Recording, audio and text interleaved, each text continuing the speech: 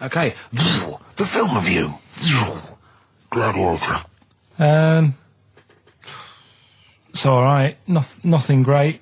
It's like an old, sort of an old version of Rocky done in the olden days, really. Right. A bloke fighting other people. Sure. How sort of well known is the story? Do you reckon people know the basics? Well, just very quickly, just do the plot. Quickly. There's a guy called Max. Maximus, yeah. Yeah. There's Caesar, and there's Caesar's kid, and Max goes to war, sort of wins it, comes back. Caesar says, you're good at what you do. I wish my son was as good as you. So I want you to be in charge when I die.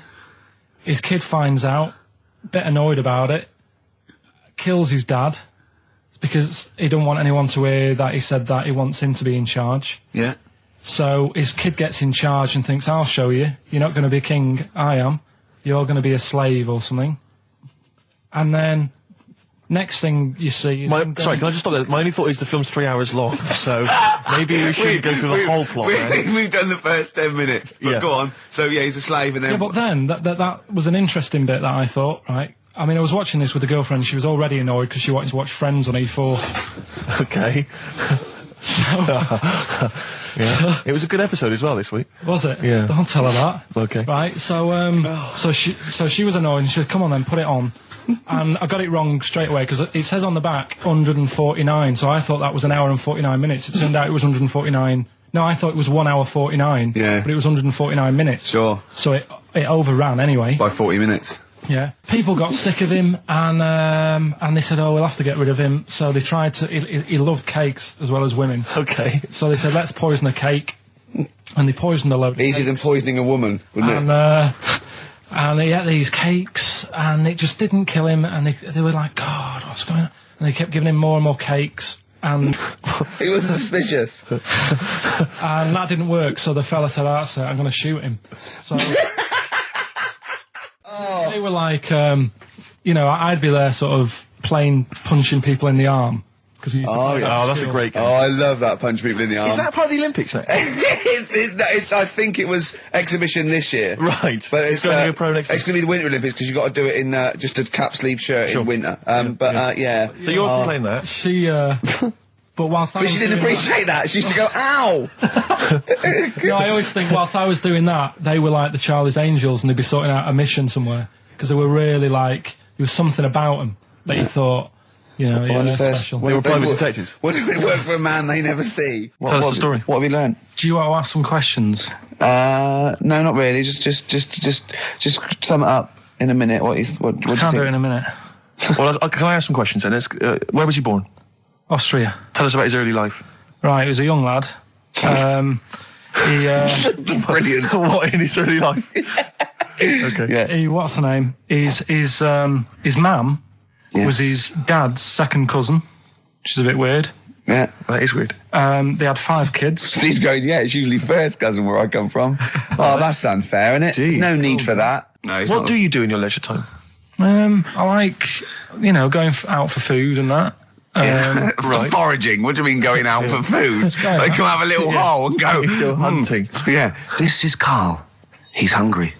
He knows he has to get to the greasy spoon by 11. Wow. Many of Karl's close friends have never made it across this road. There was a zebra crossing installed just for the safety of Karl.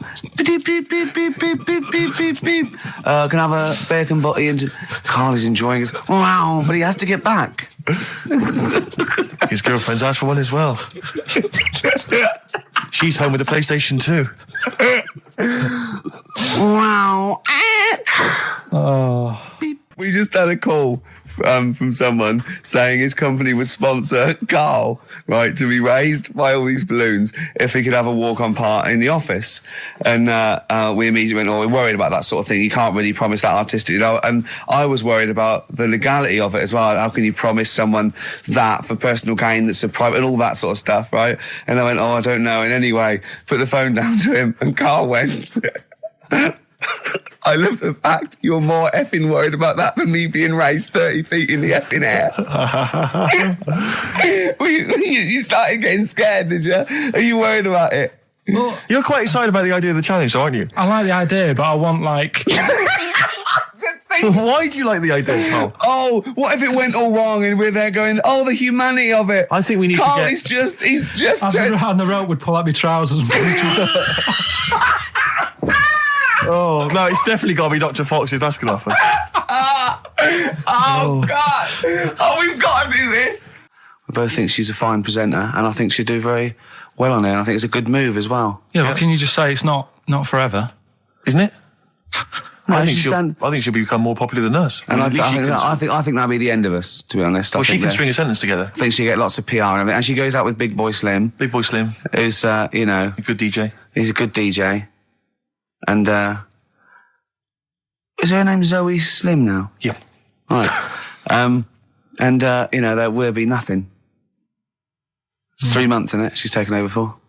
Is she getting paid the same as us? I don't know. We'll find out. I bet it's a hell of a lot more. I'll go mental. I bet it's good money. It's good work. I'll go mental. A kid used to take a horse into the house. Sorry. Whoa, Neddy. What do you mean a kid used to take a horse into the house? Where did he get a horse? Must have nicked it from somewhere. Must have done. You've seen a horse in it? No. What, is that from outside the saloon round the corner? Yeah, was it just tied up with a bit of lettuce? Right? And, oh, that's great. Did Big Jake come looking for it? I'd been out. Oh. Sorry, let me get this. This was before the lynching stopped or after? Where did he get a horse from? What do you mean he must have nicked it? His mum said, where'd you get that from? I bought it. All right then, but keep it out of the kitchen. I don't want you going Catlin rustling. Where did he get a horse from, Carl? And how long did he have it for? Was he leading it or riding it? Mum, open the door, I can't stop. I can't stop it.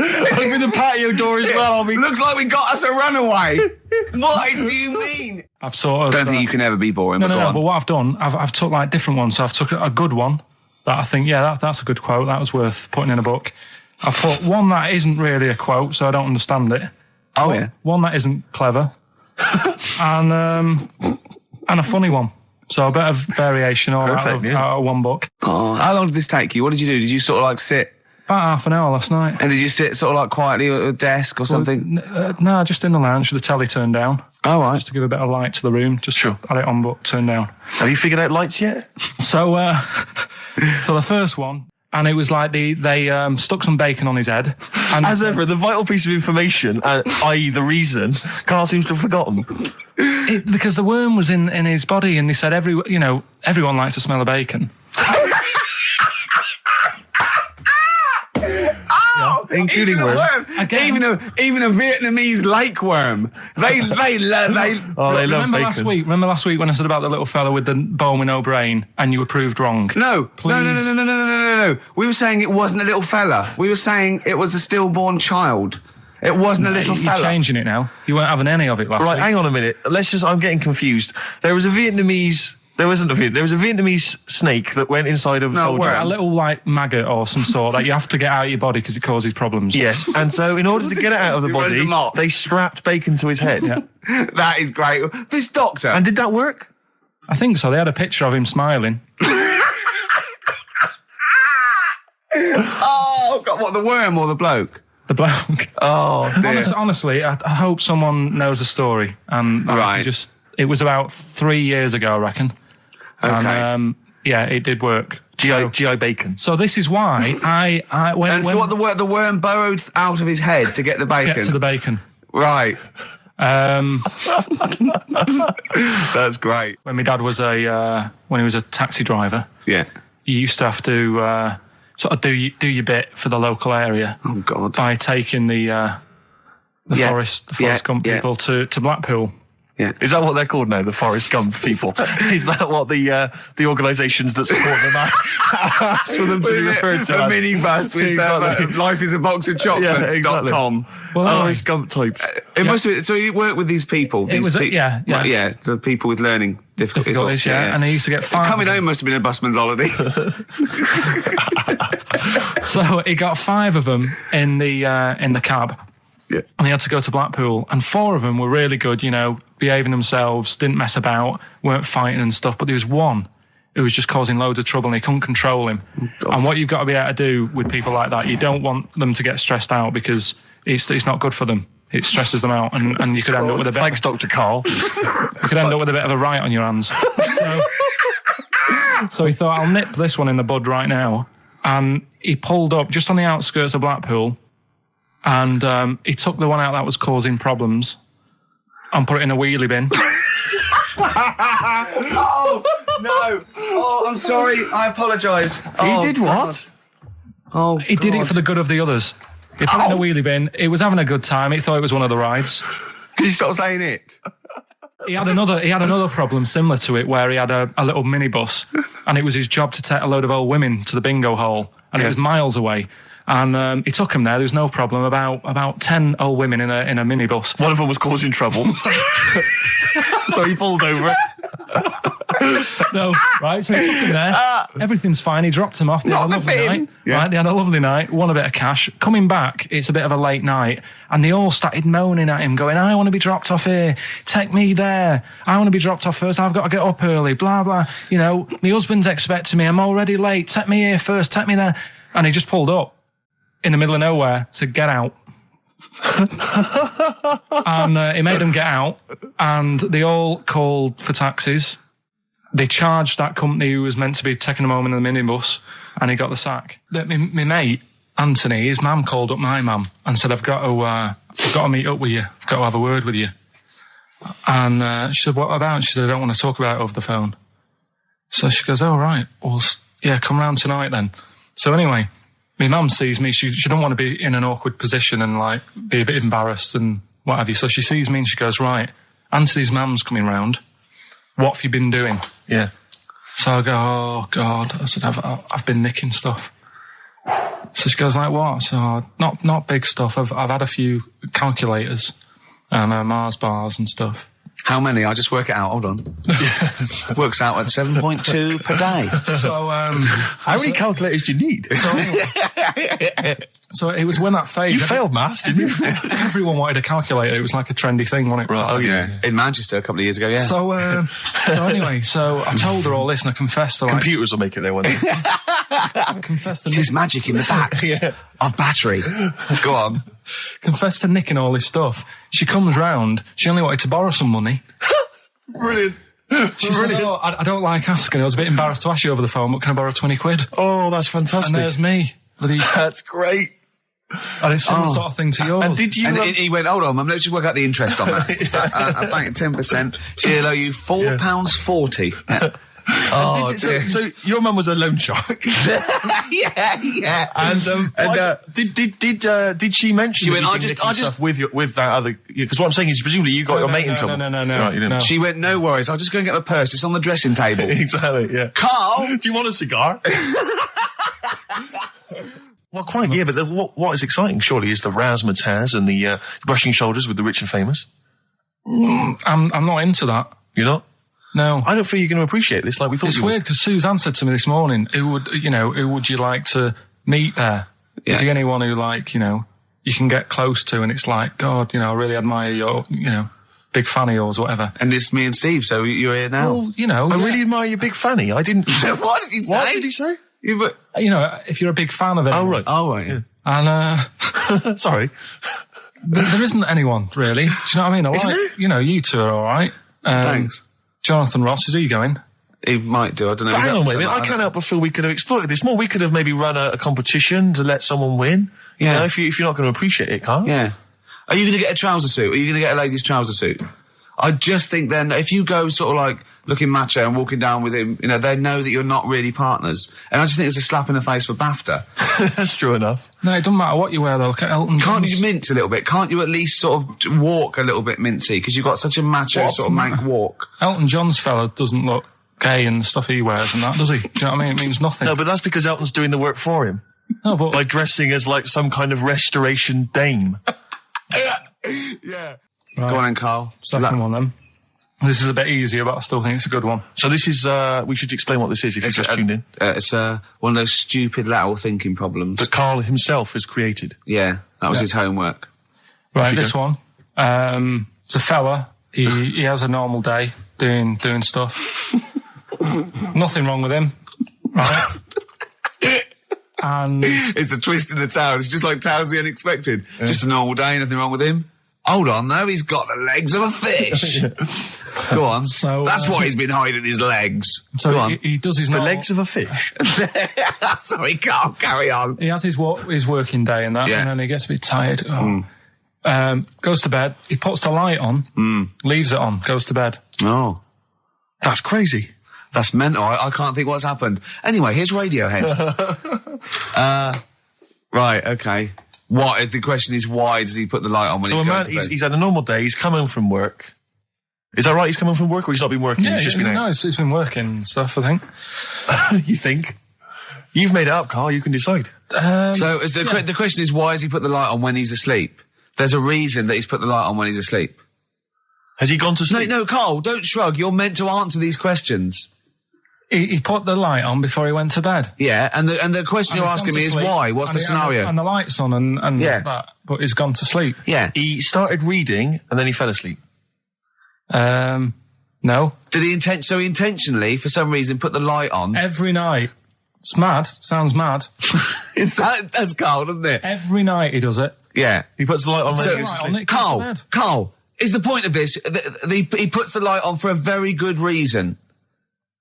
Not for us, but for some people. He's blind and it's always been on and he thinks he's turning it off, but it was on in the day and he thinks he's turning it off, but he's turning it on because he's blind. That'd be stupid. That works. No, that works great, Rick. Yeah. Thank you, Karl. So you've got to come up with... Hang on. If you're blind, why would you put a light on? No, he thinks it's off. Yeah. But why would he turn it on anyway? Just think so he doesn't get burgled, so people know he's in because he can't see him. So he just he puts the light on when he's there, then he turns the light off when he goes to bed, so people think it's fine. But he's got it out of kilter, and actually he's walking around in the dark all day. I don't believe that if you're blind, you turn your light on. I don't think you'd be living on your own, would you? I'm not having that for a second. Do blind people live on their own? I'm not having that for a second.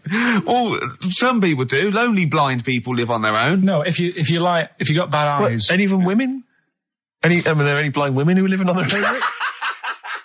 Well, never mind your concern for the partially sighted or sight impaired people coming to London. Get on with this. Yeah. So there he is. Yeah. It's like, a bit tired. Yeah. Just put the light on. Get to bed. Yeah. So he turns the light on and he goes to bed. Yeah. Oh. Should we play a track? He's not sleeping on the job. He's a lighthouse keeper. Well done. Is he a lighthouse keeper? That's not it, Karl. He's a lighthouse keeper. Right. Why wasn't the light on all the time? Because it's light in the day. You idiot. Play a record. What? Play a record. You're a buffoon. No, actually, the light isn't on in the day, is it? No, it's not. I think you're the buffoon. Yeah. Karl has won! Quickly recap the end there. I almost missed the end. There you go. He's in the attic, right? Yeah. His missus is still downstairs. She's not up there. Okay. Right? He's on his own, and he cleans this lamp, right? Yeah. And this fella appears out of all this smoke, and he's wearing a nice pair of 501s, and he's wearing a shirt, and there you go. What's the song? What song are you thinking of? The lines are going mental. Because it's so easy. Let's play a record, Karl. We'll come back and we'll find out if anyone's got that right. That's a great one, Karl, really. Right. Did you just come up with that literally in the last 10 minutes? Genius. This is genius, definitely. I mean, if those calls aren't from major TV companies, I don't know. Dynamite stuff. A lot of them are, what's his name's lawyer? Simon Mayer. Simon Mayer.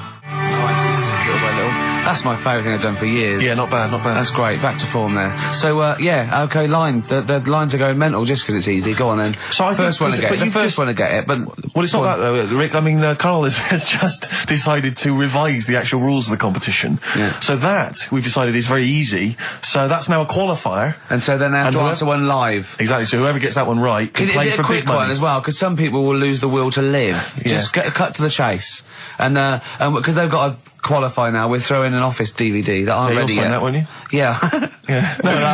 That increases its value by 42 pence. Right, go on. We'll just go live, yeah? Hello, XFM. Yeah, hi, how's it going? Not too bad. Not too bad. Listen, A very, very quick recap, Carl, if you will, please, for the people listening. Very quick. Right. A man ends up in a loft. Man's, after moving into this house and he's in the loft and he's tidying up. His missus is downstairs doing the kitchen because that needed doing. He's up there, he's cleaning up, emptying the boxes. He finds a little... He rubs a lamp, a fella comes out wearing 501s. What's the song? What's the song, mate? are you talking to me? Yeah, sorry, yeah. Oh, look, I'm sitting in this bar, right? I'm not ringing up relating to anything that's going on right now. I'm after one of these armbands to go and meet Bowie on Monday. Can you help me out? What? What? Piss off. You can't say that to our public. Yes, I can. What I can't bear is people begging, Rick, on the radio. You know, I can't bear it. Is that the Australian People bloke just who's got the Bruce scrounging Springsteen for tickets? Hello, XFM. Hello. Hello. Are you phoning up for an armband? No. No. Okay, great. Jean Genie, of course it is. Well done. Well done. Right, what's so your name? Everyone else can ring off now because this. Well, she might not take the challenge. What's your name? Hello. What's your name? Christina. Christina. Right, do you want to take on the challenge? Yeah. Yeah? Oh, Right. So this is for. She's already won a couple of CDs. This is for the Office DVD. Right. Okay. Signed by Ricky Gervais. So she said, yeah, it's a nudist beach. So I said, well, why, what? I said, we're all it's all mixed up. Normally on a nudist beach, it's a nudist beach and you don't go wandering on there when you get your clothes on and that. So it annoyed me a bit, because there wasn't any signs. So this fella's getting closer. Well, the knob out was a sign. Yeah. Right, so he's getting closer. And he walked past me, it was an old fella. And he walked past and he had a hat on and a little pipe and a big rucksack on his back. Right, so he got me thinking. Not strictly naked. I'm walking along and I'm thinking, right, why do people want to do this? So straight away, I wasn't on holiday anymore, because most of the time when I'm on holiday, I don't think about anything. Right? Your mind's a blank. I just switch off. Right? But all of a sudden, this has got in my head now, and I turn around to look at him, and Check out his arse. and this bag, right? I swear, That's his it was massive, right? What? You had a massive bag? The bag. His rucksack. His rucksack. Oh, right, okay. 'Cause when he said there was an old couple coming towards me, I said, what was lower, the bloke's bollocks or the woman's tits? And he said, well, that was another point. She might as well have worn knickers. Because I was so naked, you can see it. That's what he said to me. So you saw the bag. So it annoyed me, yeah, because the whole idea in it, this is what I think, I mean, I might be wrong, right? Might be wrong. Chances are You never have been. You never have been before. Being nudist, right? What's it all about? Because my auntie Nora, she same thing, pumped her with loads of drugs. She used to have a cabinet next to the bed is like boots. She's got loads of stuff, right? For all sorts of stuff. And, I mean, she's not that old, but she's on loads of stuff, right? She's a bit coked up, is she? She called up my mum once. And, Yeah, he told us this. Go on, tell it again. And she said, oh, how are you doing and that? She said, all right. Bit worried though. My mum said, why, what's up? She said, I've been breaking wind. So she goes, well, you know. She says, no, but this one is going on and on and on. And she was like, she was like, what do you say? What's like passing wind, farting for 5 minutes. one thing, not like, you know, trumping and then nothing. Yeah. Continuous drone of a fart. I'm eating. Hey? I'm eating. So am I. Carl, you have to carry on. Right, yeah. We're all eating. Oh, crisps, food crisps. So last week, yeah, you were playing your feature, that song I Shouldn't Switch Off because I'm enjoying the story. Yeah. And we played Living for the City, only you played the single mix, which doesn't have the entire second act, if you will. Yeah. So, Carl, you've not heard it before. You're excited before. You're excited to hear the second act, because as far as you're aware, there was a young guy, he's living with his family, they're fairly impoverished in Mississippi, but, you know, they're happy, they're getting on all right. But you're not even aware that he's moving to the big city. No, it just fades out. Well, that's the city in question. I mean, I've liked this song for, must be, you know, 3 or 4 years, and I've always listened to the single version. I had no idea that I didn't know the full story. So, yeah. It's not, I mean, and I know your attention to detail, you like to know the full story, like, where everything was. Well, the whole idea of the feature is to say, you know, you've got to listen to the song. Where was the lead plate thing? Where was the lead plate thing? That was like a few years back. Where was it? In Britain and Scotland. Yeah. It was a problem all over the world. They had to deal with it. You're making it up now. Is it So- something you saw in Lord of the Rings?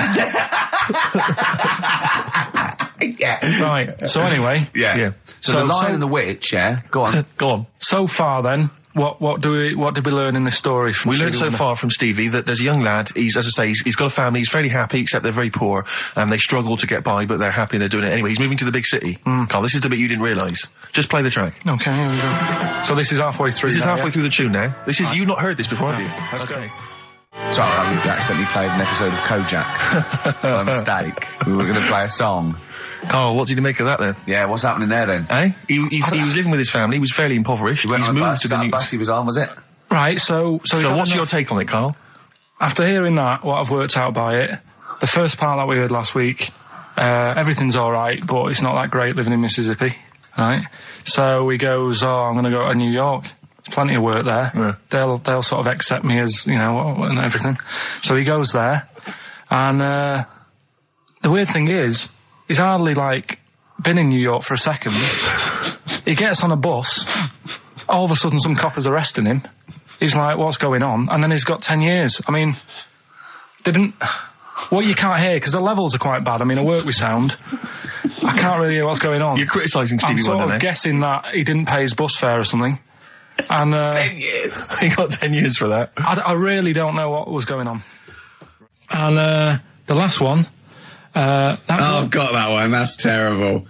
That's terrible. Okay, quickly. Oh, God. and the last one is that bloke who does.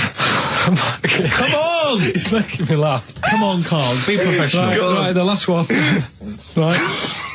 I can't do it. It's making me laugh. Oh, come on, I'll come and read them then. No, hang on, Come on, Carl. Right, here we go. They don't do this on Blockbusters on TV, do they? No, come on. That bloke who does sport on telly. He's got a little kid, right? Initials DC. What? Is that I'm the completely clue? confused by that. Was that the clue? Yeah, that bloke who does sport on telly. Yeah. He's got a little kid. Initials DC. Okay, is that a band? Or an artist? It's I'm not A going to tell you. cheese. I'm This not is gonna a tell you. well-known sandwich. Is it? What is it? Is it a band or an Right, artist? so just quickly recap. That's, Okay. it's a Come B. on, Carl. Right, Come on. quick recap. The first one is B. I don't think them birds should be around in this area. Right, that's B. Right. Second one, he doesn't like women yet he's got a few kids. It's a bit weird. That's PD. And the final one, that bloke who does sport on the telly, he's got a little kid. Right. DC. All right, and it's ricky.gervais@xfm.co.uk if you want to enter for Hellraiser. Oh, I'll tell you what, continue to do a little theme of some old stuff people haven't heard of. If you're under 30, you probably never heard of this band. It's also a new thing I want to introduce. It's Show Up Camfield. Camfield talks the talk, he doesn't walk the walk. He doesn't play some rock classics on his show because he's scared. I'm going to play the tracks that Camfield's too scared to play. This is Kansas and Carry On Your Wayward Son, alright? Kansas. Carry on your wayward son. The thing that I wanted to tell you is money for old rope. Do you know what I'm saying? I can't even be bothered. Yes, you're going to tell me now. Come on, Carl. I mean it. Basically, money for old rope came from the right. What was all that about? You can tell someone's weight. What was all that bonus for? fact. And blind blessed shitting himself. What are you? What? Look at you. No, tell me that now. You nearly made me swear then. I'm getting really annoyed. I'm getting really annoyed now. Tell me this back, Carl, or I'm going to go mental. Come on, Carl, time's running out. More that people years ago, when people used to be hung, right? Right. If you didn't like the person who's been hung, you'd go, God, I really don't like him, and so you never forget the Because time. even if when they're being hung, we take that as read. yeah. So they never forget afterwards to get the hangman to get the rope and to cut it up into little pieces, and he'd sell them. He'd sell the little pieces of rope to people. And See, he'd go, Carl, that's the most interesting thing, if it's true, that you've come up with. Right, okay. And so so they sell the rope. they sell the rope, and it's money for old rope. Money for old rope. Meaning, God, it's easy to make money. All they have to do is cut it up and sell it. I'm cynical. Right, there's a little midget. Right, there's a circus. I'm loving it already. Circus going on somewhere. I think it was in America. And Is that present day or old times? I'm talking in the last 3 weeks. Okay. Right, little midget. circus, really packed out show. People are loving it. Steve, you'll ask the same question I did, I know. So there's a little midget jumping up and down on a trampoline. What circus is this? Right. I'd pay good money to see it. So everyone's clapping, and he's getting carried away. Because he can't believe they're loving it. I didn't know they'd like a little person on a trampoline, but they love me. But you know what it's like when, if there's a crowd of people sort of encouraging you to sort of go higher and stuff. Yeah. And I'm sure he knew it was getting out of hand. But he was jumping and he was coming down, they're all going higher, and he's going really high in the air, right? So he's doing this, crowd are clapping. There's a hippo, right, just sat next to the trampoline, getting ready to come on and do his act. Oh, right, I thought he was in the audience. There's a hippo getting ready to do his act, Steve. Yeah. So He's a ventriloquist. What do you mean he's sitting by the trampoline waiting to do his act? Because why does he sit in the dressing room and they go, 5 minutes, Mr. Mus, 5 minutes, Mr. Mus. So anyway, right, so the hippo's there. He's getting annoyed, is he? Because the midget's He's going, how can I follow this? This is really annoying. They're going to be, no. So he's thinking, he's already done the trampoline, my pogo stick act is never going to work. Yeah, go on. So there's a hippo waiting. See, it's a great story, and I just know he embellishes it or it gets slightly wrong. Go on. So there's a midget jumping up and down. The hippo's getting annoyed. The crowd are going mad. The midget's loving it. Can't believe his luck. Although you think he probably knows he's dicing with danger. Yeah. So next thing you know, they're all saying higher. He gives it one big, like, heavy sort of landing on the trampoline, goes really high, but goes off at a funny angle. Oh. Hypotenuse. Okay. Yeah. And sort of flies up. Hypotenuse! Sure. Flies off at a funny angle. Oh, dear. Hippo's there, swallows him whole. Crowd are clapping, thinking that's why the hippo was waiting there. Rubbish. Rubbish. Alright, that's Aqualung. Good time's gonna come, innit? Right, Karl, come on in, educating Ricky. So, don't let the cat out of the bag, that's where that comes from. Comes from a crafty butcher. Right, go on then. So the next little headline is, Wash Up With You. Wash up with you, go on. You want to know about that? Yes. It's a survey that they did this week. They? Yeah, some university did some survey. Brilliant. Did a world test on washing up. Yeah. And each country were given 140 pots to clean. Brits were the quickest. Yeah. Yeah. Turkey were the slowest at washing up. The Turks. It's not because the little fellas that work in the kitchens with no... Is it? They can't reach. Spain were the cleanest, and the Germans were pretty good as well. So... I don't know where to start with this. Honestly, Steve, I don't know where to start with that. Look at his face. It was really light, right? We've had the parrot, right? These are things that I found. Found the parrot, right? I've told you about the dog in the car wash. Right, you didn't tell me about that. You said there's a car wash for a dog. That's all you told me. Yeah, the but parrot, you said there's a parrot. What? It's a problem at funerals. Yeah. That's nothing. That's nothing. Do you understand? And they used to eat cats. what else have we got? Travis on XFM 104.9 on Ricky Gervais with me, Steve Merchant, Karl Pilkington. We're doing Educating Ricky. Right, final one. Come on, Karl. Right, what was it? It was, why don't they just get a diary or some paper or something to write on? Yeah. Because snappy. I couldn't think of a heading for it. It's basically, Go on. people who have tattoos, I've never understood it, right? That they have something put on their arm. Right, sorry. Have we started the educate? Is this part of it? Are you educating me? This is something that will be useful in my life that I didn't know about. Yeah. Go on then. No, it's just that they've got a machine out, right, that does tattoos. Tattoos. You come up with a design you want, and you sort of this machine scans it, and you put your arm in this thing, and you press print or whatever, and then it does the tattoo on your hand. Or on your what, arm. like loads of little needles that follow a pattern? Yeah, the computer, basically, yeah. Is it a real tattoo? It's a proper proper one. The fella said... well, as long as it goes out, it pierces the skin with a... I just wondered if it's one of those kind of, those kind of... No, it must be lots of little needles or a moving needle that can go Sorry, along but it. how is this cleaned, like, in between each person? Don't know, probably. I don't know. Well, no, as long as it's only that. If it's one needle, it's just the head, isn't it? If it's one needle that moves, and does it like like loads of little. What are we gaining from a machine doing it? Just because you know they're not going to sort of mess it up. But hold on, how do you keep your arm still? Because your skin moves slightly. So the machine it's won't. sort of strapped to your arm. Right, And so the it's fella, spread- I mean, so the it- fella said that the tricky thing was in all this, it was the fact that, you know, nobody would let him test it out on anyone else, so he had to do it himself. But did it work? Because the thing is with a tattoo Yeah, it artist, works, they can see when your skin's moved and they can see what they've done and they keep wiping it and looking, whereas a machine's just got to trust itself. So I think one needle could go wrong. If it was a lot of needles, that it just came down, like, you know, 1,000 needles that was an imprint. Yeah. But obviously I'm asking someone who hasn't delved any further than there's a machine that can give you a tattoo. That's all you've got at the moment, isn't it? Well, yeah, basically. That's all you've got. I mean, that's what I've got, because I'm not a fan of tattoos. I don't. But where did you read this again? This was Internet? This was on the internet. Yeah, it was. Yeah. Okay. And I just don't understand why people do it. That's what got me attention. Because me. Sorry, what have I learned from this? That if you wanted to get one, you know, you can get one done by a machine now.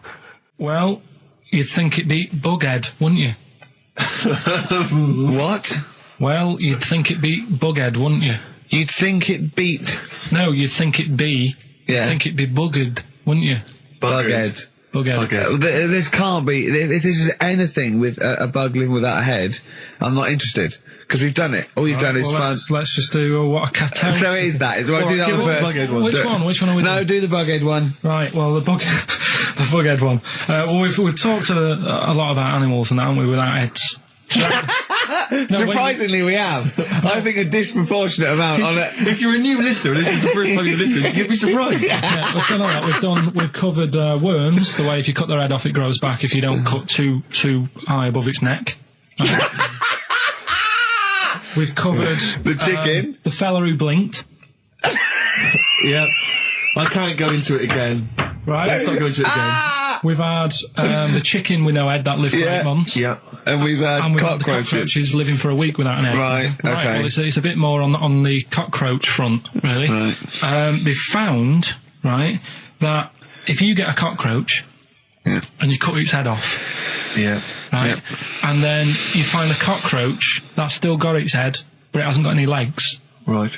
right, it's not over for both of them, right? Because what you can do, you get the one that's got the legs Right. with no head, Yeah. sort of running around, get the one with the head, sit it on top of it, Right. get a little tube Okay.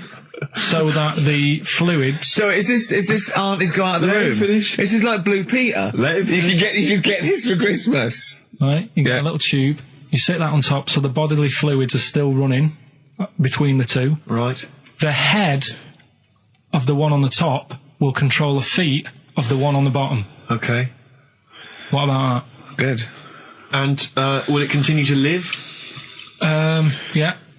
Okay, you don't know that for sure, do you? You're just guessing. That was just a No, question out of the blue he wasn't expecting. Yeah. Well, what do you think of that? Good, yeah, it's great. Yeah, just a primitive nervous system that can, yeah. Did you expect us to be more impressed and excited by that? Well, Did you fall off your chair when you read that? Did you literally topple off? Snowbird from Mark Ikes are part of his covers album. He's so happy that the XFM listeners understand his stupid clues, and he knows it annoys me. We've got some right we'll answers be for giving out the Rockbusters. answers just quickly, just in case someone sort of missed one of them. I'll just quickly do them, yeah? Yeah, go on. First one, there's a load Sure of letters. show. There's a load of letters there asking for advice. Put them on Claire's desk. Oh, and Merry Christmas. Ask your mum if you should. Oh, and Merry Christmas. And a couple of people were arguing in the supermarket. It was at the fruit Christmas, and that's veg why. counter. And that's B. Okay, we'll give those answers out shortly. Yeah. Right, here's the last clues of the year. You had, there's a load of letters there asking for advice. Put them on Claire's desk. Go that on, was no idea. F. That was for foreigner. Foreigner. I don't know what you mean. Claire Rayner, she took advice, she gave people advice.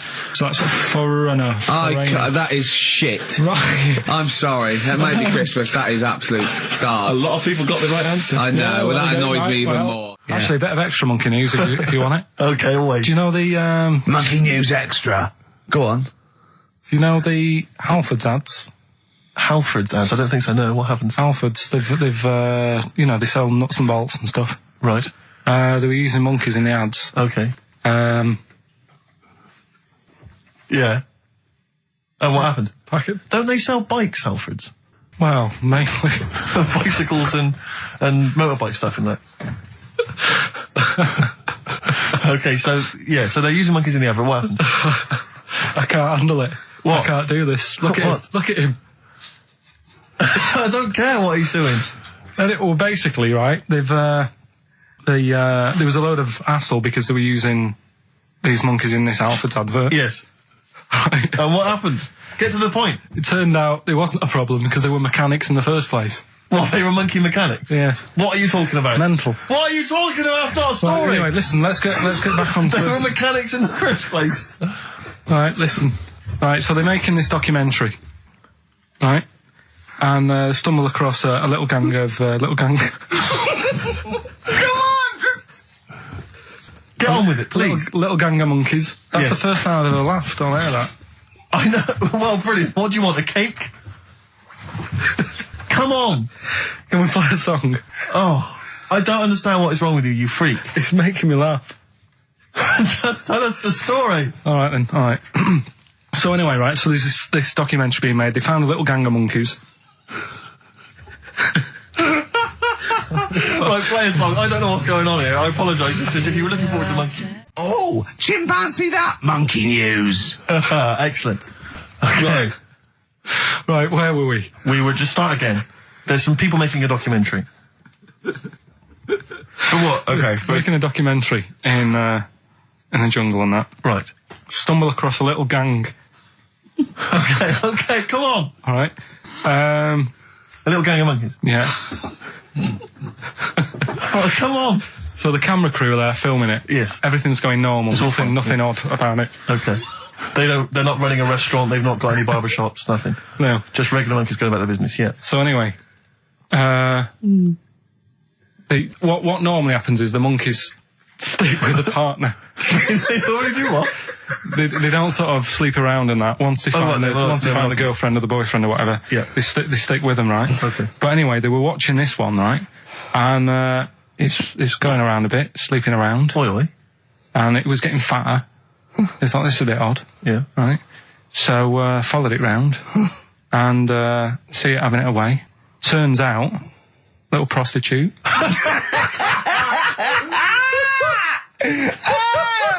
Oh, God! It's a little monkey prostitute. And it was getting fatter because it was charging them bananas. What a load of old rubbish. Charging them bananas! What was it, a boy or... It was a... Woman. Little woman monkey. That's the most extraordinary monkey news I've ever heard. Oh! And another bit, this was the best one, right? Grab it! Right, there's this fella, and he was on his bike, right, Yeah. cycling to work or whatever, and he sort of sees this thing in the corner of his eye. Right? Literally in the corner of his eye. Or you mean he saw He just said he saw in his something. peripheral He vision? saw Okay, something yeah. and thought, what's that? Yeah. So he thought, oh, doesn't matter, whatever, and he stops off at a cafe. Right, Yeah. get a little scone, a tea or whatever, and he goes in there and he's sat down, and the waiter comes over. He says, "Yeah, what do you want?" He said, "I'll have a scone and a tea." He goes, "All right then." So he goes to get it, comes back. As he puts the tea and the scone down, his face is like, "What is that?" Right, like a look of frightenedness on his face. Right, drops the tea and legs it. So the fella's going, "What?" So he legs it after the bloke and goes, "What?" And he says, oh, something came out of your nose. That was massive. Sorry, something came out of the Listen, guy this is all serving. true because people would have watched it, so don't start saying it Sorry, didn't but hang on, I happen. just need to clarify. The guy on the bike... I don't believe he ran away. Wait a I minute. don't believe he legged it. I don't believe he had a look of frightenedness on his face, and I don't believe he said something massive came out your nose. And I don't even believe he had a cup of tea and a scone. These are the things that I think are embellished. But who had something coming out of his nose? Was it the guy serving the scone? The one who was on the bike who ordered the scone. Yeah, but what It was came it? out of his nose. Yeah, what was it? Came out of his nose. Right. So he goes home and he thinks, I've got to sort this out because it's not good and that. So he But sat. what? No, it was out of his nose. So you mean it poked out of his nose? It didn't come out. It just said hello and then it... It was like the maggot in the head. Yeah, He yeah, just popped his head out, had a look around, and went back in. Why did the bloke drop the tea and run? Well, it's weird, isn't it? All right, so he goes home. He goes home and he goes, oh, God, you know. So he sits in front of the mirror and he's sat there waiting. This thing comes out. Again, sort of looks round, goes back in again. So he goes, oh. No scones. Right. No, it's So he goes, I've got to sort this out. He goes to the doctors, says to the doctor, I've got something up my nose. It just keeps coming out and having a look round, going back in. Didn't say that. The doctor's like, oh, I haven't heard of that before. Right. Didn't say that. So sat there. He does it again. The doctor looks, frightened again. Runs away? Yeah. Well, he's got a look of frightenness on his face. He had a look of medical frightenness. He dropped his stethoscope and legged it. The French have tried to keep that secret for over 100 years, It was only Steve. the upper crust people. Yeah, nearly 200 years. That is a top secret. Somehow Euston Station upper crust got hold of a document left behind in an old sea chest, possibly Napoleon's, could have been Josephine's. Unfortunately, jotted it down. He's kicking himself now. Oh, Secretary, I cannot believe I left a note. If he talked like that. He did. He did that, yeah, he talked English, but in a very funny French accent. Do you remember, there was one thing that, talking about funny French accents. Loch Ness, the monster, Yep. Sure. probably doesn't exist. Okay. What it is, Interesting. Hold on, interesting. Oh, interesting. It's- What they thought the Not List probably didn't exist. Curious viewpoint. Hold on. What proof have they got for that, Carl? How can they go around saying stupid things like that? it's methane, Right. Again, in Loch Ness. and people have seen, what's the lake it's in? Loch Loch Ness. Yeah? It being the Loch Ness Monster. Yeah. That's where it lives. That's how it finds its way home. That's certainly the clue. Yeah, if you Get again, Carl, that's the clue. Yeah, it's the clue. And it's, if it's wondering, he goes, excuse me, what do you know where I'm being the Loch Ness Monster? Where would I be going? Oh, you'd be going to the Loch Ness if that's your home. It's way over there, you So big anyway, monster, you. So the bubbles from the Sure. methane bubble up out of the water. Yeah. People think, oh, God, it's a monster's head. But it's not, it's just water sort of shooting up because of the bubbles. Well, that's two of the great mysteries of the universe solved by Karl P on a Saturday afternoon. That is fantastic. So that makes me think a lot of things. So when mediums are sort of like going, oh, I've got something coming through. Do you think they are exhaling a lot of methane gas, and thus making them not think straight? Do you think everything's down to methane gas? Do you think that all the mysteries of the universe are down to methane gas, Carl? What did it say in the documentary you saw? About what? What was the budgie happy? We know that budgie was sad. Was it in a room? Because they used to take canaries down the mines, didn't they? They used to take canaries down the mines, they'd smell the methane, and then the budgie would be happy. I'm not going to teach you anymore. Play a record. Oh, should we introduce this, shouldn't I? Go on, then. Oh, it's Beatles, Long and Winding Road. Smooth. Are we getting paid for this? Our Freaks Electric, Richard X and the Sugar Babes on XFM 104.9. Well, nearly through. We've had a few laughs again, a few tears. Absolutely, as always. Excuse me, and don't be alarmed. I look quite frightening, but I'm merely a nice monster. I seem to have lost my way home. Could you direct me in the right direction? Nice to meet you. Yeah, Karl Pilkington. Hi. What's your name? Why do you need to know my name? Well, it might help me to find out where you come from. Oh, my name's the Loch Ness Monster. Okay, all right. Give me a second. What was your name again? Loch Ness Monster. See, this is what I mean. I did just run this one past you just on the off chance. Yeah. Because maybe that you change your opinion slightly. Yeah. Feng Shui teaches you to use your environment wisely. Sure. If your land and the surrounding area is undulating, it's said to house auspicious dragons.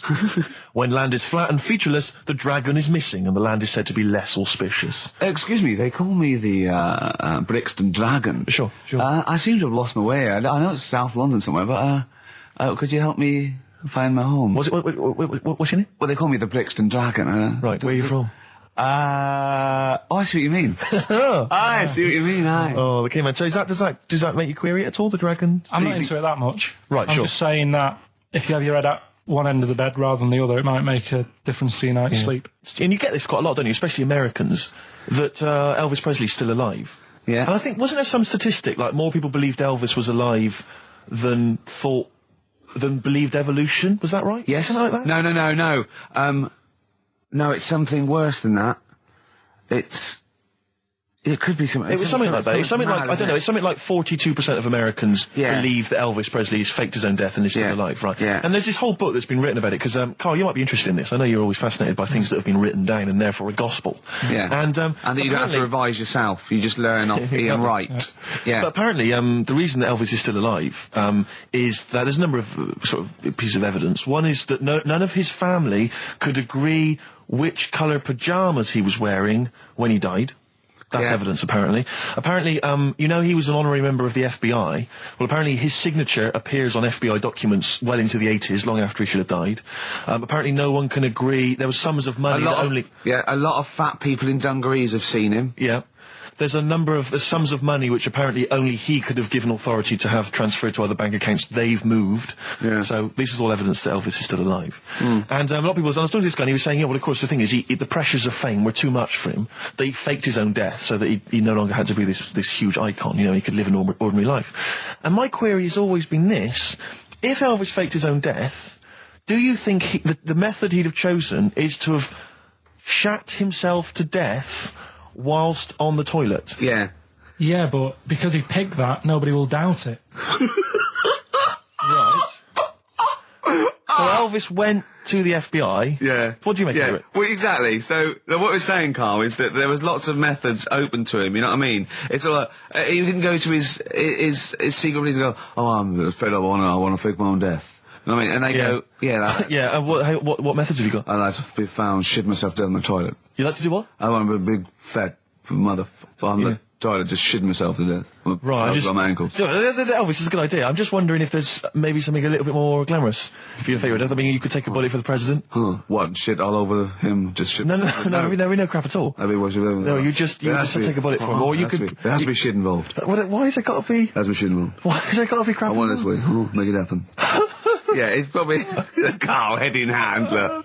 Yeah. He's worried about the things we say. Yeah. Jeez. We haven't offended 1.2 billion people. Yeah. A fifth of the planet. So, Carl, what do you make of it then? Are you convinced Elvis is still alive? Am I getting him mixed up with someone else? Because all Elvis, all Elvises look alike. Because... that is true. A lot of Elvises do look alike. That's safe. On his gravestone, didn't they get his name wrong? Or is that his brother? Who's his brother? Aaron. That's his middle name. Yeah. You're not an Elvis kind of expert, are you? Hold on, wasn't Elvis one of a twin that died? That died, and I'm sure they got his name wrong on a grave or something. Oh, I don't know. But that's consequently that's proof he's still alive. No, I've had the thing with the still alive thing. Like I say, he picked that awkward death because nobody would be saying, hang on a minute, going round upsetting the family, wanting to talk about it because they'd be embarrassed to be saying, you know, he was found sort of in a pile of mess. Weighing 25 stone. Yeah. So... Because you notice he also expanded to a huge size as well, so he was just a huge fat blob of a man. He also did that to add, you know, extra... To the glamour. I don't quite understand these people who fake the deaths, because... Well, a lot of them don't. A lot of them don't, Carl. This is what, in a roundabout way, we're saying. We're saying that a lot of people that say people fake that they didn't, like Bruce Lee and James Dean and Elvis Presley. We're saying they didn't fake their deaths. He did die, didn't he? His head come off, didn't he? Thank God. Who's this? James Dean. His head came off. I watched Call My Bluff in the week. Is this with Toxic and yeah, it was quite good. I quite enjoyed it. I imagine you could get on there if you want. I used to watch it with what's his name? Famer. Famer. Yeah. Oh, that was great. You're brilliant impressions, because obviously while Bowie was playing, you were doing your infamous Bowie impression, which is the best one you do, actually. Well, that's just because Carl said, you know what, he said, I'd love to go out for a drink with David Bowie. Of all the people that come in here for sessions, I think he's really good in. And I said, I think he'd like you as well. That's all. And I just went, hello, Carl. You're strange. You're alien. It interests me. Myself and Ian would like to put you on the... Yeah, I just imagine you and Bowie in a pub somewhere. Isn't that pretty much the same impression you do when you do Ian Canfield? No. Ian Canfield's more like that. But not on air. On air, he's sort of like this sort of eloquent 40-year-old capital DJ. Yeah. And but when you talk to him in the studio, he's slowly turning into Tommy Vance, isn't he? Mm. It's one of his pillars of rock, Canfield. He loves Vance, Lemmy, Diano. If we run out of material later in the show, which is likely. Yeah. Considering we're now talking about No, Ian we ran Campbell's out of it at favourite- 1:05. Exactly. But could I maybe just sort of interview you as David Bowie? Yeah, In a that sort would- of humorous sketch. Yeah, that would be fantastic. Maybe it could be the idea that what if like David Bowie was, a cab driver? What would he say? What was some of the funny things he would we say? saw that, what was that in when it said Dead Ringers coming up? If you've ever wondered what it Did would you sound see like... this? Dead Ringers is this impressionist show. They did it's on Radio 4 and they did a TV version. Yeah, I saw it. What did you make of it? Didn't like it. It was all right. No, it was just that the write-up in Radio one Times, I magazine, think it the was. Radio Times, said, ever wondered what it would be like if Robbie Williams was singing George Formby? Or what would it be like if there was an I think animal hospital... was hosted by Anne Robinson. Yeah. Yeah. I have wondered. Were those two sketches on there last night? Yeah. Yeah. What were they like? You are the You are the weakest dog or skink. something? No, what was it? It was something like they had to vote off an animal to die or something. It was something like that. Yeah, it was. This is all right. flagging. Quick, do your Bowie again. Oh, come in here. Look, it's Tin Machine. Now let's play changes. Hello, Iggy Pop, you nutter. Stop cutting your sand. Which one? Well, What do you think because of that? obviously Ricky doesn't travel on the tube anymore. He's too rich for that. I never did. I always But- thought it was beneath me. Sure, but They I used have to to. walk everywhere, didn't Yeah. But I'm still forced to. take the tube, and I sat on the tube, and it pulled up, and outside the window, just happened to be on the station, was one of the posters with us. So I was kind of there, not realising it was behind me, and these big kind of fat German or maybe Bavarian guys. Well, they're in lederhosen eating sausages. Yes, they were. They're Bavarian. Yeah, they were. And I noticed one of them kind of looked at me, and then looked at the poster, then looked at me, just happened to say it, and wittered something to his friend in German. I don't want to try and do an impression. No. That's That's freaking goggle-eye. Oh, wow. I think that... No. But I know what you're thinking it means. It doesn't mean that. Right, okay. It means... What's a rough translation? Elegant boy. Right, okay, yeah. And so anyway, That's freaking goggle-eye. He pointed out the poster, and his That's mate, lanky piss and streak. and his mate burst into laughter. And then we pulled Well, they've up. got a great sense of humour, the Germans. Well, That's the indeed. thing. But we rumbled onto the next. We rumbled onto the next station, and the poster was in exactly the same place. And this time, they tapped the shoulder of someone else on the train and pointed me out, and that person also An laughed. Italian? An Italian What it bloke, was. yeah. There was a French... Was there a bloke with a beret and a little moustache on the other Exactly, side? Yeah. Was yeah. the United... Did you get on the United Nations Express? Just to... Oh, imagine that. Yeah, Or it was faintly See the embarrassing. freak.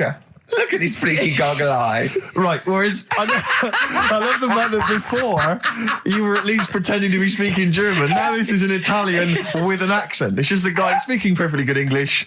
So You've not even disguised the insult there. Oh dear. Oh, that'd be Well, lovely. try and insult me in other cod You languages. could bring Europe together if they just like, instead of Esperanto, that there was just one common language. The language I'll of tell you what freaky would bring goggle us. I'll eye. tell you what would bring the Europe together is you maybe representing England on the Eurovision Song Contest That would be great. with a wouldn't it? self-penned tune. Anyway, I didn't get around to getting drinks. I can't believe it. Can't believe it. round to getting the Right, so I said, right, I'll pay for the cab. Right? Oh, what a lovely Christmas gift that is. Yeah, So, £2.50. I paid, no, it was like in £3 Manchester quid it there, is. £3 back. So £6 you spent on him. Well, no, I spent more. See, that's what he said. He said, get a Bolton and back, can't he you, said, for that? he said, oh, you spent on me £6 for my birthday. He said, no, I haven't, because I gave the taxi driver a tip. I'm a little bit worried about his attitude as well. Because even if, I mean, that is a stingy present, but you don't say... Well, let's be honest, that's the worst Christmas gift ever, because, you're pretty bad, like we discussed in the past, but at least you spend a bit of money. Yeah. It's just thoughtless. Yeah. This is nothing. I You know. haven't given him any time. I would... And I knew my demographic. They loved it, my yeah, family. yeah, the they couldn't scratch believe card. their luck. You know. Well, a tenner. You spent a tenner on him. Well, the cab fare was £6. But the thing is, it's not. I don't think he's saying that. I think it's the fact that this is like, frittering away in it's everyday life. kind of he would thoughtless, isn't have loved to. I'm sure he would have been appreciative of a lovely £10 gift that you cared about and bought. A book he probably likes, Fly Fishing, doesn't he, by J.R. Hartley. If you'd have bought that, he'd have gone, that's what I was looking for. Or what I was looking for, Carl. Bloody hell, Carl, you little bald twat. That's just what I wanted. So, all right. So just calm down. So what have you got planned for Christmas? Is this what? Are you doing the same approach with Carl, Suzanne? excellent. You've paid me milk bill for this week. That were nice. I'm spent this year. So have you planned anything for Suzanne, or are you just... Yeah, I'm taking her out Christmas Day for something to eat. So, do we need them? Do we need them? And you should explain, do we need them, for those that don't like the show? Well, it's sort of education about animals and stuff, and if we need them. So, like, David Attenborough once said, you can get rid of people off the earth and it would carry on, there's no problems. But, you know, get rid of a monkey and you could have problems on your hands. So Is that a direct quote from Attenborough's current autobiography? Something like that. I think so, yeah. So what I've done today, right? He always starts everything with, right, so then. Yeah, exactly. Yeah. So, And he always ends things, you got yourself all sorts of problems. Yeah. So that's done. That's coming up. Enjoy that. That. What would you do to sort of like egg them on a little bit to help them out? What do you think? What sexy things would you say? What do you think is your quality? What do you think people would find, you know, pretty horny about you? Is it your sort of mank wine? Do you think that? Just say this, London shit, innit? I think say that, but you know, London, it's not that good, is it? Like I think you've done it there. So that's say something quite sort of sexy though. Say something like, you know, well, I love to love you. Say something sexy. Say that. No, say something sexy. Sue's answers to me, you know, do you love me? I go, yeah, you're all right. Have you not The had point of a anything to rollover is you've got to add to it. That's the excitement. Yeah, there's a couple of albums that. Okay, well, there's also the Fools and Horses video with the free. I don't think I'm bloody jealous of that. I like that little yellow thing. It's a little. There's a little kind of model three-wheeled van. Rodney, you plonker. Oh, dear. What's that? This is what looks to be some kind of best of the stereo MCs. Don't call me a plonker, you wanker. The David Attenborough DVD collection. Unc shit himself again. Oh yeah, the big prize that we tried to give away.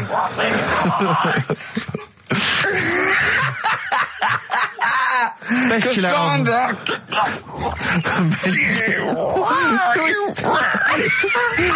Who is that supposed to be an impression of? Which member of the cast is that? Is that Cheeky Dell? I don't know. Best chill out album ever, the best air guitar volume 2, and of course for all our fans, Doctor Who, The Aztecs. That's on DVD, and that's one of the William Hartnell Doctor Who. All right, that's the worst impression I've ever heard. That's brilliant.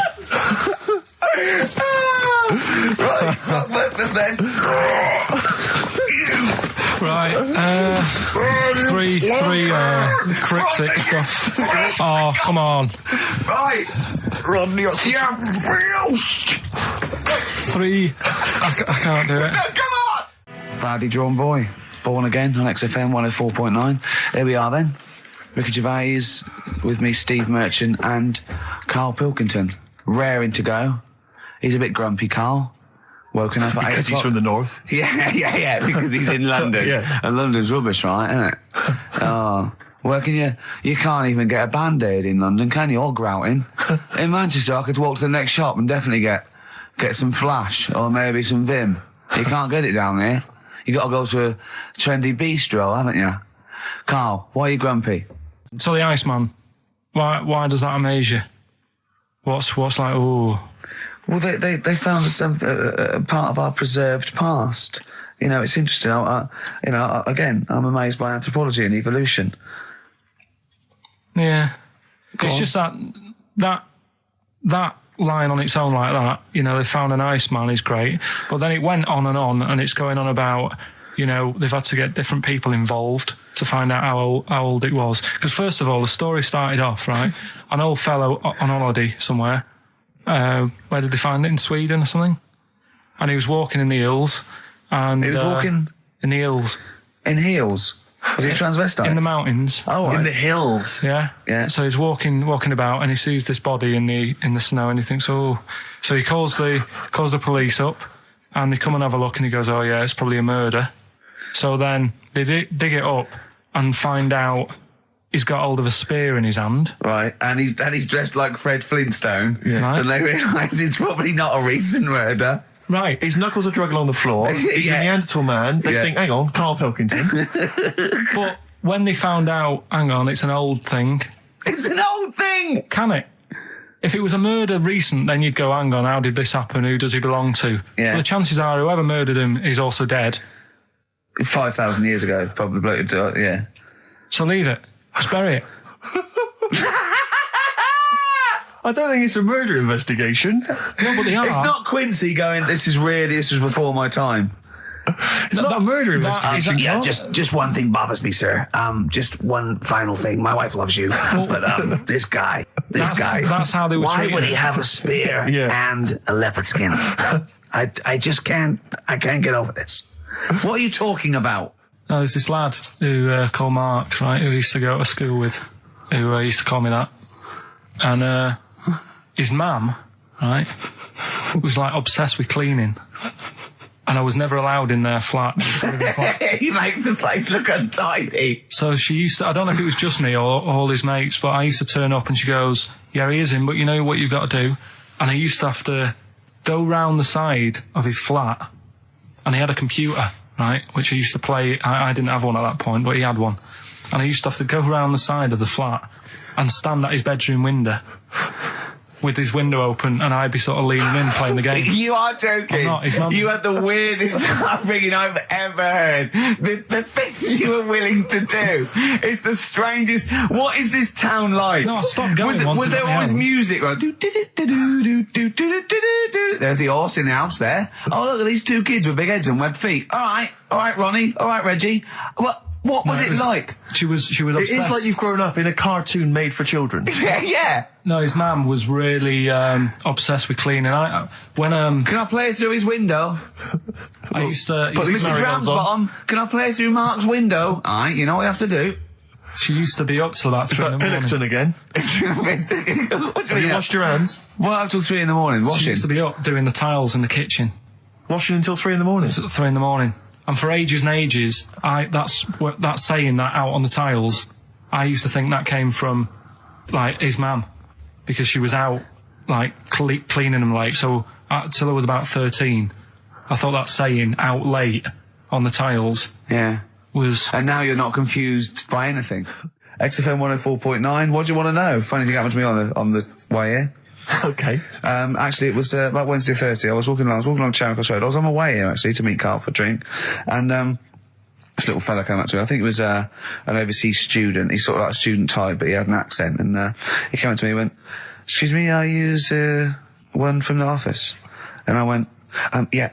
He went, "Would you sign a script book of the office for me?" I went, "Yeah, by all means, yeah." He went, "Can you come to the bookshop?" And I went, what, you haven't got it on you? He went, "No, but if you come, I will buy one for you to sign." And I went, "I can't really." He went, "Were you going to pass one?" I went, "I'm not, no, I can't." He went, "Oh, I was just in Waterstones earlier. I didn't go." And I went, "Oh, sorry." He went, "You could just," I went, "I can't." He went, "Okay."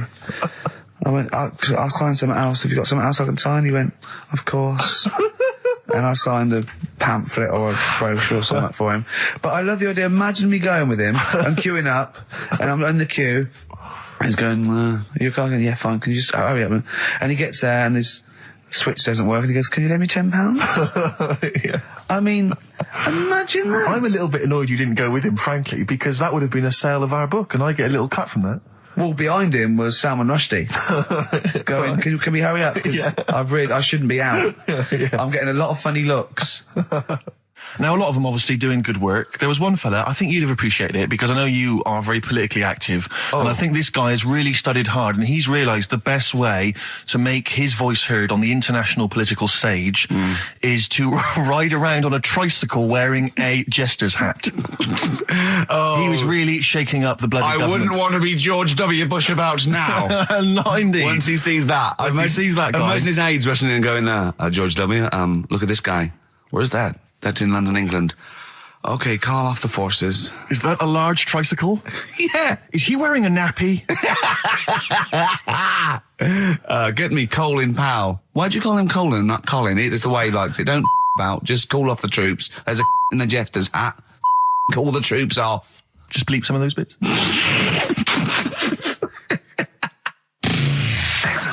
So anyway, I found these things. Do you want to hear? Yeah. So what's this? Explain this again. Right, so I got back off holiday. The first job I found out I've got to do is work with Ricky for a voiceover. I do a regular thing. I do X-Ray magazine, but I'm allowed to make the script up. And they said I could, so I did. Right, so imagine this. Well, I know you, Rick, and I know you like to put a lot of work into these things. Yeah. You want to do a good job. So he rolls up, he says, "Let's do it then." He said, "What's in the magazine?" I said, "Well, here's a selection of stuff. This is what you've got to sell." He said, "Leave it with me." He goes into the little booth, And the first one he comes up with is this little advert for it, right? X-Ray magazine. It's out now. It's a £3.50 May edition. Music of Tomorrow. Dandy Warhol's picture, and there's a free CD with all the Placebo and the Donners and Smog and Nightmares on Wax, Alpine All Stars. Only £3.50. It's out now. Buy it, innit?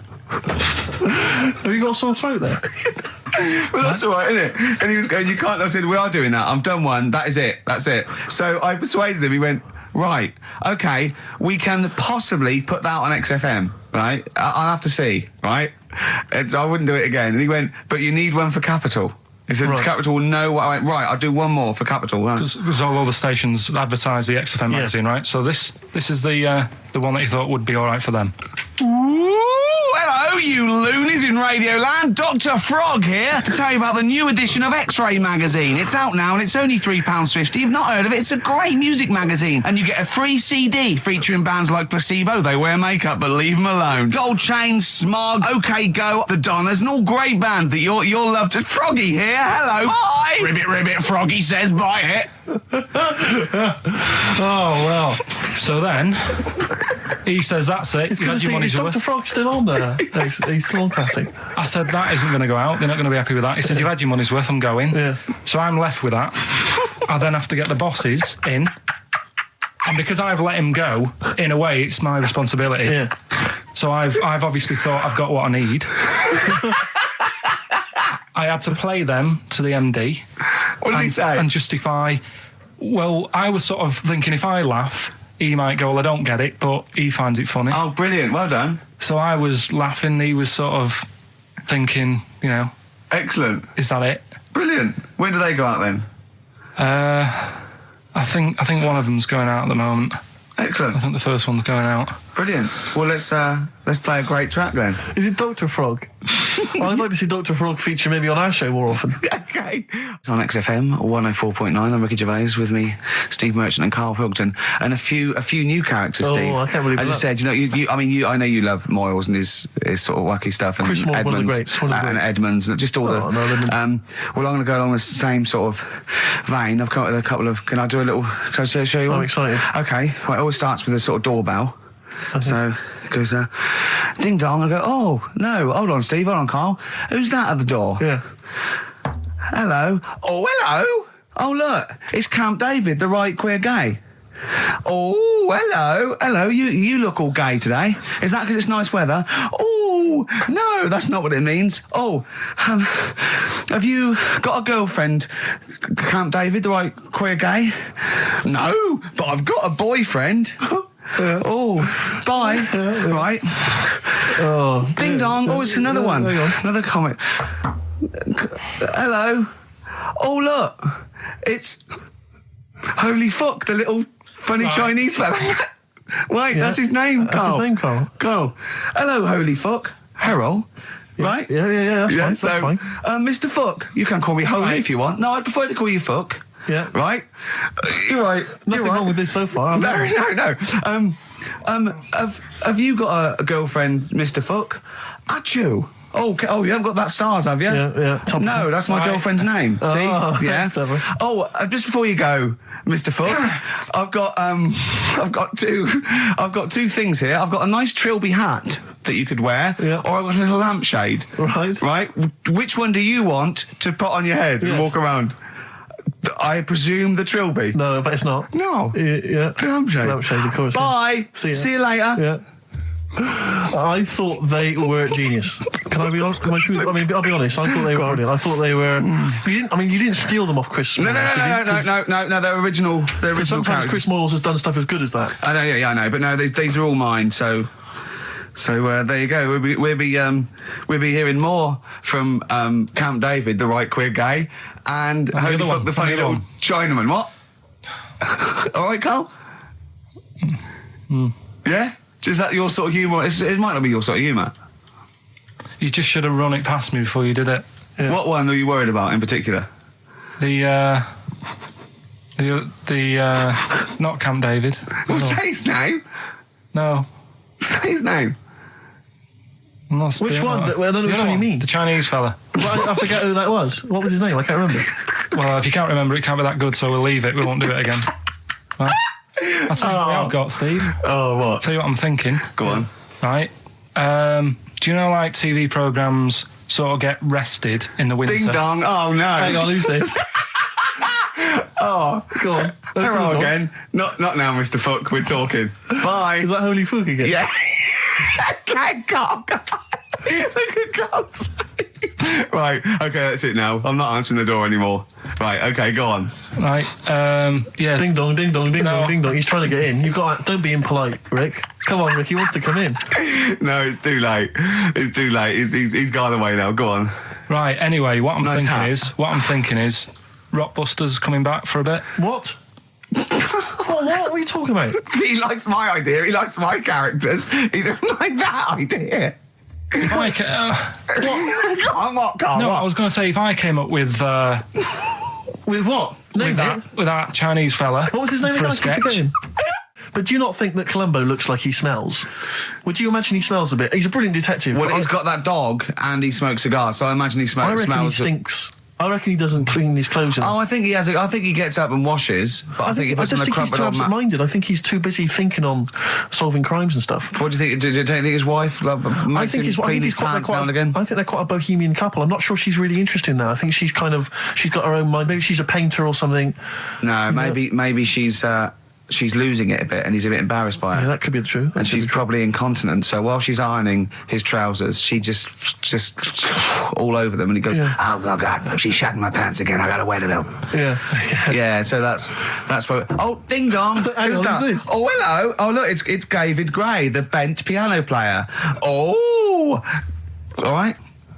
I thought it was going to be Columbo. That would be the joy. Ding dong. My wife loves you. No. Hello. Oh, I don't believe it. Look who's turned I up, can't Carl. believe it. Let me see what we've got Is here. Dickie Anderson called in yet? Sadly, nothing from Dickers. I think I might make him one of my hilarious sort Yeah. of comedy characters. What do you think he would sound like? What would he sound like? Sort of probably like that, I think. Ding dong. Hello. Hey, it's Dickie I Anderson. can't believe it. Your show's rubbish. Something like that? I mean, I think you should work on them perhaps before You're saying there's not a lot of substance these I'm guys? just saying that, once the novelty of the doorbell has worn off. I don't think you understand comedy on radio, I'm Steve. not sure I do, to be but, honest. Listen to Noel Evans, listen to Moyles. You'll see you don't need to riff with it. It's just you just do the doorbell and just say they're here. Right. That's all you need to do. Sure. So that's the main thing. Well, so we've had a couple I'm of thinking of some responses. more characters as well. We'll keep working on those. Yeah.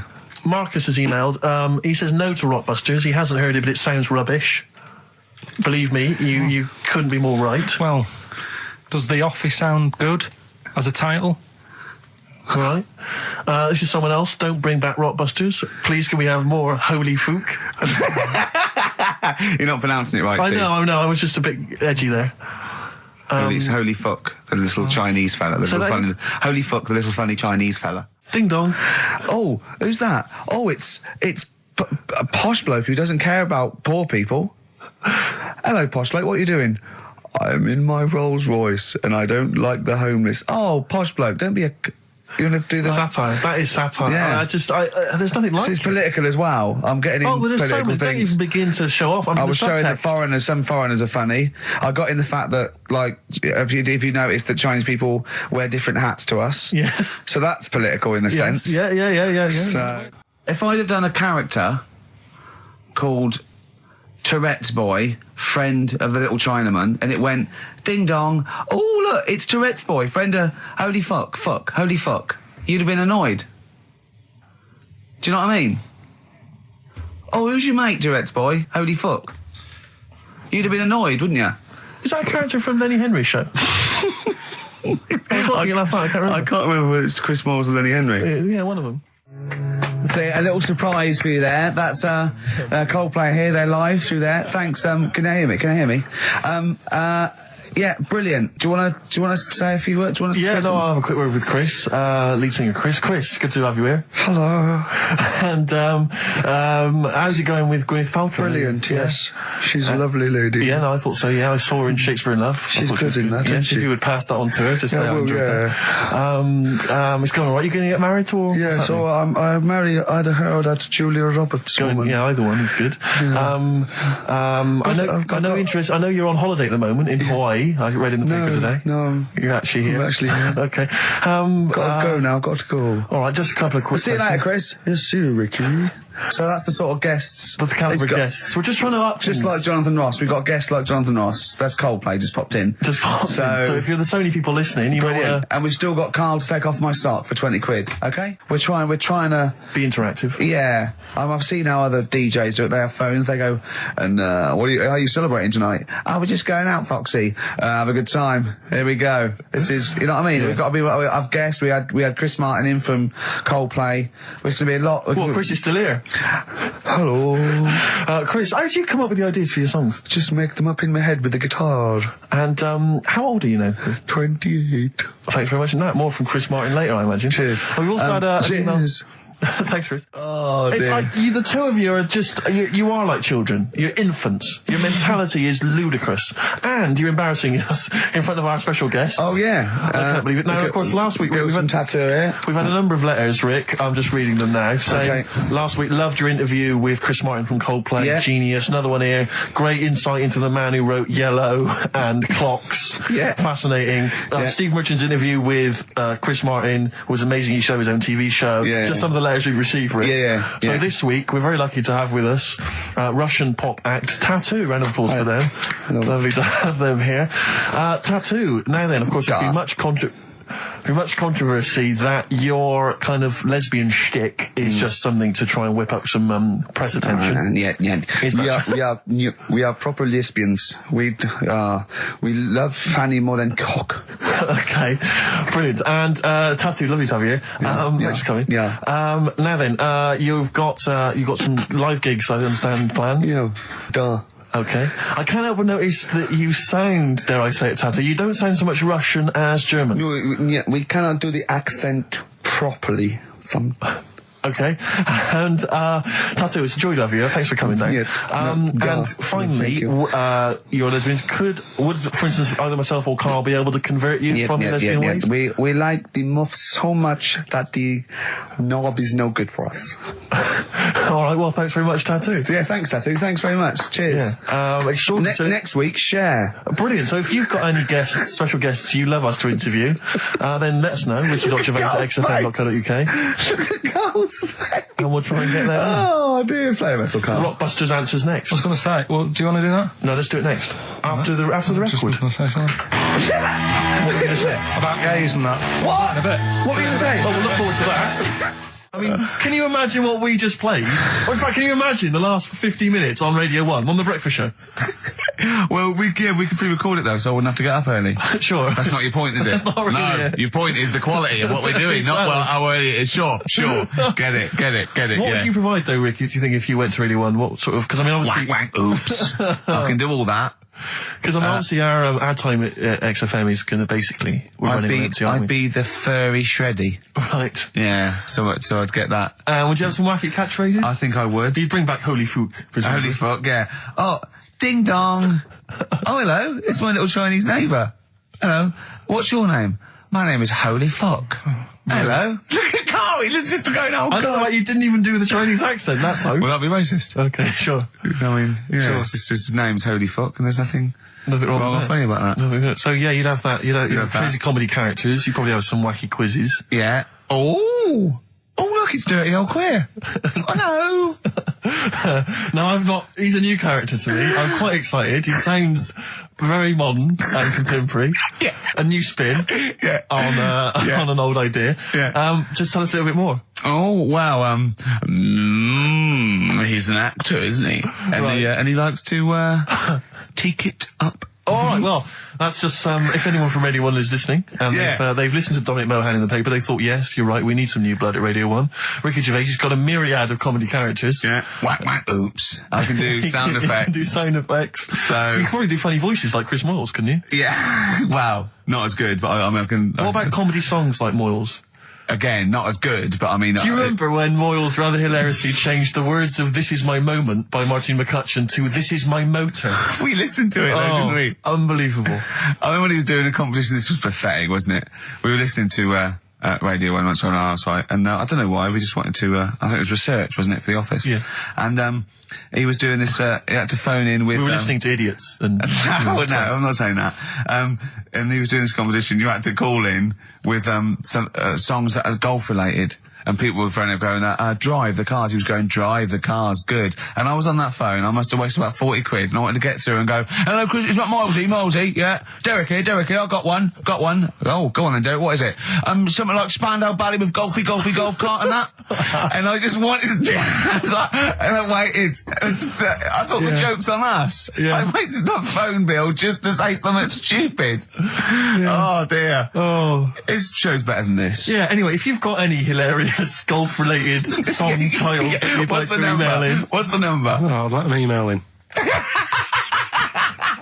Ricky.gervais@xfm.co.uk. What would a song title be if perhaps we were doing something about, I don't know, air travel? Yeah. If you've got any crazy ideas, email in. We'd love to hear them. Yeah, brilliant. I've got a thought of another golf one. Okay. You know, Duran Duran? Something down the fairway or something, if they wrote that. Alright? Girls on the putting green? Yeah. Or something? Alright? Yeah. Oh, hello. Have you introduced you? My name's Holy Fuck. I'm Dirty Old Queer. I could do all that. Ding dong, whack whack, oops. Steve reckons, in ancient Greece, right, it was better to shag a bloke than a woman. And I went, well, yeah. I mean, that's about the male being sort of a first-class citizen. Yeah. Much better, wasn't it? An aspiration to sleep with a beautiful man than a beautiful woman. Women were lower-class citizens, so therefore men were seen as higher class. So to have sexual relations with a man there was no shame in that. No. In fact, it was looked upon. And I said, well, you know, ancient Rome. I said, Nero, he'd sit in his big jacuzzi and he used to get, you know, pretty boy men to go into the water and just nibble at his testicles while he was having a wash. He didn't do that. He did. No. Yeah. And he's not a gay fella. No, well, no. I mean, you know, I don't know about Nero, but I mean, it wasn't a case of a big delineation between what was heterosexual and what was gay. It was just, you know, whatever you... So what did this fella do then? This one who's having his... Well, he was pretty much top boy, Nero, for a while. He was in charge. And, you know, and you did what you're told. If Caesar or... But why were people going round there? Why didn't they go, oh... No, they weren't dropping in. It wasn't like the door was opening. I was just going to see what Nero's doing. It's not like when I pop in here to see you. Normally what would happen is he'd say, come back to my place, I got a book for you. Yeah. You'd pop in.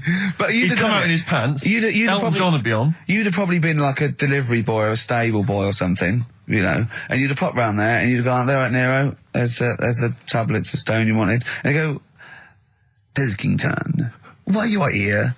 Pop under, I don't know why he's French. What is that? I don't know why he's French. Just pop under the water and nibble at my testicles and you'd have done it. Because he was Nero. I wouldn't. He would have. There's no way I would have done. Yeah, well, you would have. What have I done? I've dropped a pizza off. Yeah, you put around to Nero's place with the pizza. Right, I'd say I've done my job. Right? Yeah. That's not the sort of tip I wanted. Yeah. No, he'd have said, get the little baldy chap to nibble at my testicles, and you'd have run the water. I wouldn't have done it. No, Well, you might have me head on the wall. I wouldn't have done it. Can I just say this, Steve? Not only would you be nibbling his testicles, you'd have been going mad. You'd have been noshing him just for extra. You'd have been doing everything he wanted. You'd have been going, he'd have gone, I didn't ask you to do that. You'd have been going mental. They'd have been chewing, slurping, smacking, poking. You'd have chopped, you'd have gnawed his packet off. You think you're eating Walker's crisps. There'd be bubbles, there'd be flood. Oh, it'd be horrible. It's, you know, Carl's got a theory that Chinese people don't age well. This man was a Chinaman, right? And he was 120 or something. Yeah. Did you see a picture of him? Yeah, he's still alive. No, he's not. No, he's dead. he's not. No, he died at 120, so... He said 120 or something, but makes you wonder. What makes you wonder? Well, because they don't age well, I think he's using that. What He's probably about 37. Oh God! Honestly, we walk down the street, right, and we see an elderly Chinese person, Yeah. right, and kind of go, "Oh, I'm just think he is." Yeah. Like it's not. I don't understand this notion that Chinese people don't age Yeah. well. I don't know where this has come about. No, I mean, I'm not having a go. No, right? of course not. I never want anyone to think I'm like having a go at them. But they are really good looking and they're healthy and that. Till they're about. I've never seen one, right? Can you Scared now. can you tell me if you've seen a Chinese person who's about 30? What? It's either 20 or 50. There's no middle ground. This is what I came back for. This is 2 hours of absolute drivel from sorry. the brain of Karl Pilkington. Let me just check something. So the Chinese gentleman who died recently was 130. Your theory is sure. Your theory is that he's maybe in his late 30s, early 40s. Yeah.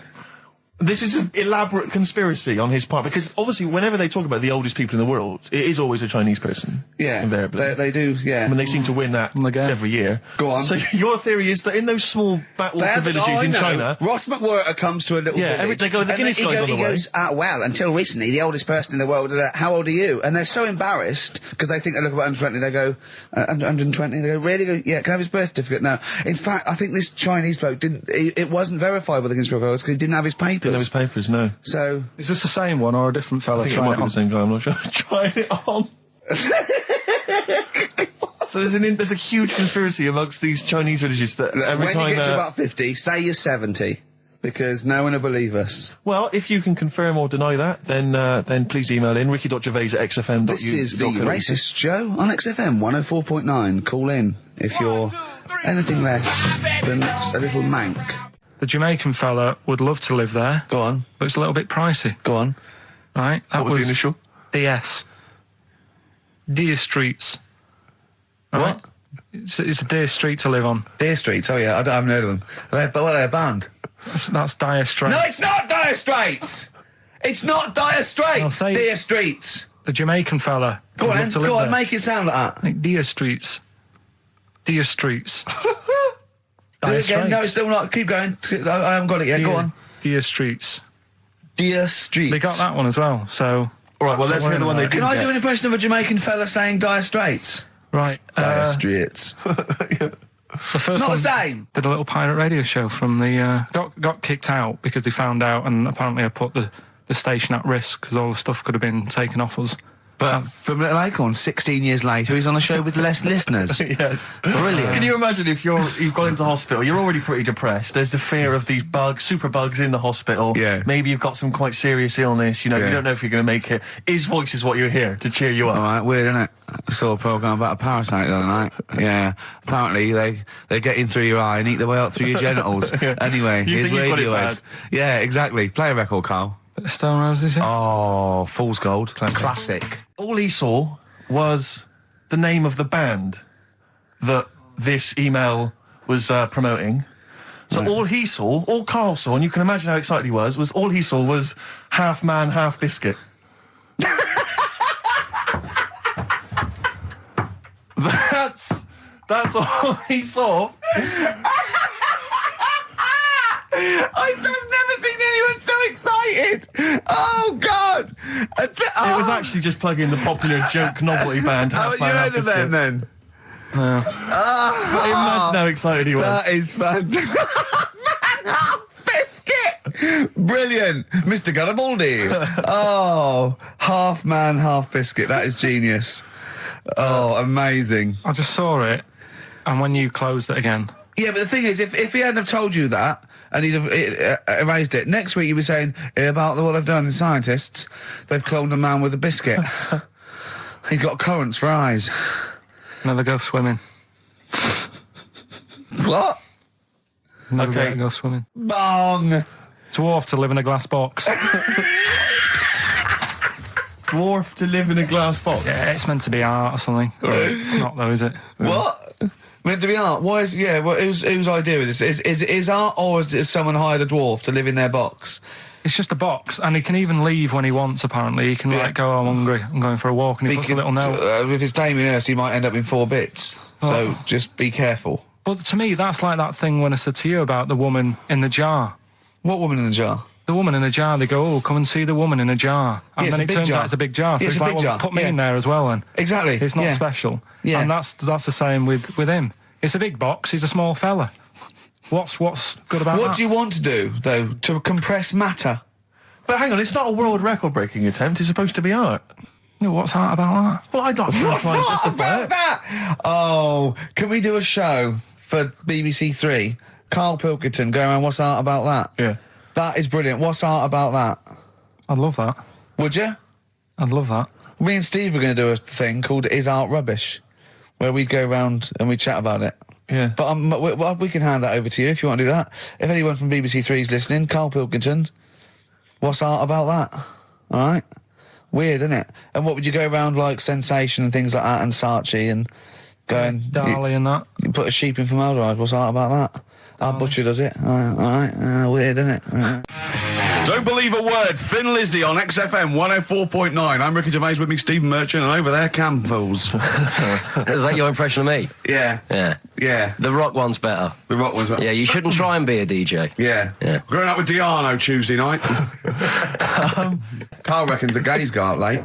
Yeah. His favourite song is The Killing of Georgie, right? And he went, but would it have happened if he'd have been, going out a bit earlier? Yeah, well, no, fair point. Yeah. Is that song time specific then? No, but he reckons he probably got, because he was out late. Oh, right, okay. He said there's one that works here, sometimes he doesn't go out till midnight. But, Dick's son, he was a barber. Barbara Dixon, right? Dixon, well, again... Barbara Dixon. Her name wasn't Barbara Dixon, was it? So, that's that one. Did Ronnie Corbett ever say, ladies and gentlemen, Miss Barbara Dixon? Second one. He never did, did he? He never did. 104.9 XFM, Ricky Gervais, Steve Merchant, Karl Pilkington's pressing the buttons. We're playing some great moments from the last 3 weeks. And some great records, Steve, from the last 2 weeks. That's true enough. Yeah. We're not actually here today. What are you up to today, Rick? It's 8 hours earlier, so this is about 2 o'clock probably. Mm-hmm. So it's about 6 o'clock in the morning. I'm still in bed, mate. I'm asleep in my hotel room. Now, where are you? We're in LA. Los Angeles. Yeah. City of Angels. Rick. Yeah.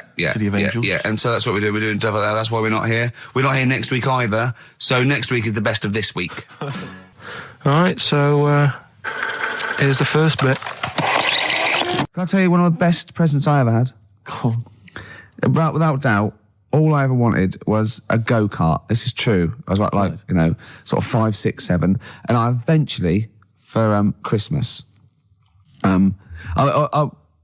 I wasn't sort of spoiled in the sense that I got pocket money, but I always got what I wanted at Christmas eventually. Because, working class mothers, they'd get it out the catalogue and pay for it for the rest of the year. So I always got, I had, really, as many presents as anyone else. And I got this go-kart. It was a little red go-kart, and it was a pedal one. And I'd run home from school and I'd be in it, and I'd get up and down the garden for hours. I had to come in from a tea, and this was fantastic. And this went on for like weeks and weeks, and went through the summer. The next summer, it was fantastic go-kart. I'd show off, and then one day I came home, and I went. It was always at the back of the shed, sort of up against the shed, and I went in. I couldn't see it, and so I went to the back door. My mum was sort of like washing up with that, and I went, "Where's my go-kart?" I thought it hasn't been nicked. She went, "Your dad swapped it." Your dad swapped it? Yeah. I went, he what? And I was going to be brave, and I went, he what? She went, he swapped it for a wheelbarrow. And I could see she didn't approve of this, and she was thinking, I'm going to tell him, and then I'm going to, have this out. And I went, right. She went, it's your wheelbarrow. And I went to the back of the shed, and there was this wheelbarrow. He swapped it with a bloke called Jimmy Dublin, who he worked with. Jimmy Dublin? Yeah, I don't know. I think he was a respectable member of the community. He was fine. It was his life. No, I think he was an Irish gentleman, and that's why we called him. I don't know what his real name was. And I think my dad must have been drunk, and he went, I want to get my son a go-kart. And my dad went, my kid's got one. He's probably had it for a year. He's probably bored with it. Yeah. And he said, I'll give you this wheelbarrow. And I went to this wheelbarrow, and it was caked in concrete. I could hardly lift it. I just nicked off a building site, obviously. And I'd be there for hours trying to push this wheelbarrow up and down the garden, right? And it was okay though, because I was going on holiday soon, and I 7 years running went to Bognor Regis, a place called Riverside, because some woman around the way had a caravan that we got free for a week, and it was great, just wonderful. And I used to go there with my mum and my nan. Oh, party time! Yeah, the age of 7 to sort of no, it was good because you know when you're a kid and you wake up in a strange place, it sort of seems weird. You wake up at 3 o'clock in the morning hearing your gran pissing in an iron bucket, and you know We've all been there. You get disorientated. Anyway, and I went on holiday, and I met a little friend who was about my age. We were both sort of like, right, and he'd hired a go-kart. He had this great go-kart, and he came around to my caravan, and I went, I've got a go-kart. And I remember my mum opening the window of the caravan and going, don't lie. That's so evil. And I went, I had a go-kart. Wow. Yeah. Did you ever talk to your father about the fact you swapped it? No. You never mentioned it to him? No. You still got that wheelbarrow? I think so. I've grown into it. Yeah. Yeah, I can nearly lift it now. Yeah. And now I'm just too old to run up and down the garden with now it. Now you get one of your several gardeners who use it all the time. Wow. Oh, dear. It's a long time since we've had any white van, Karl. For those that don't remember this particular hot feature, we basically ask Karl some of the questions that are asked of a white van driver in the Sun. They always have this on Saturday afternoons. Anyway, here's the first one. They're not fascinating, Karl, but I'm just interested on your take, really. Yeah. What do you make of Cilla Black quitting Blind Date after her husband sent a message from beyond the grave? Are you familiar with this story? I didn't know that. What's that? She went to see a medium, and supposedly her husband passed on information through the medium, which was incredibly vague, but persuaded her to quit live on air. Well, it's about time, isn't it? If even dead people are saying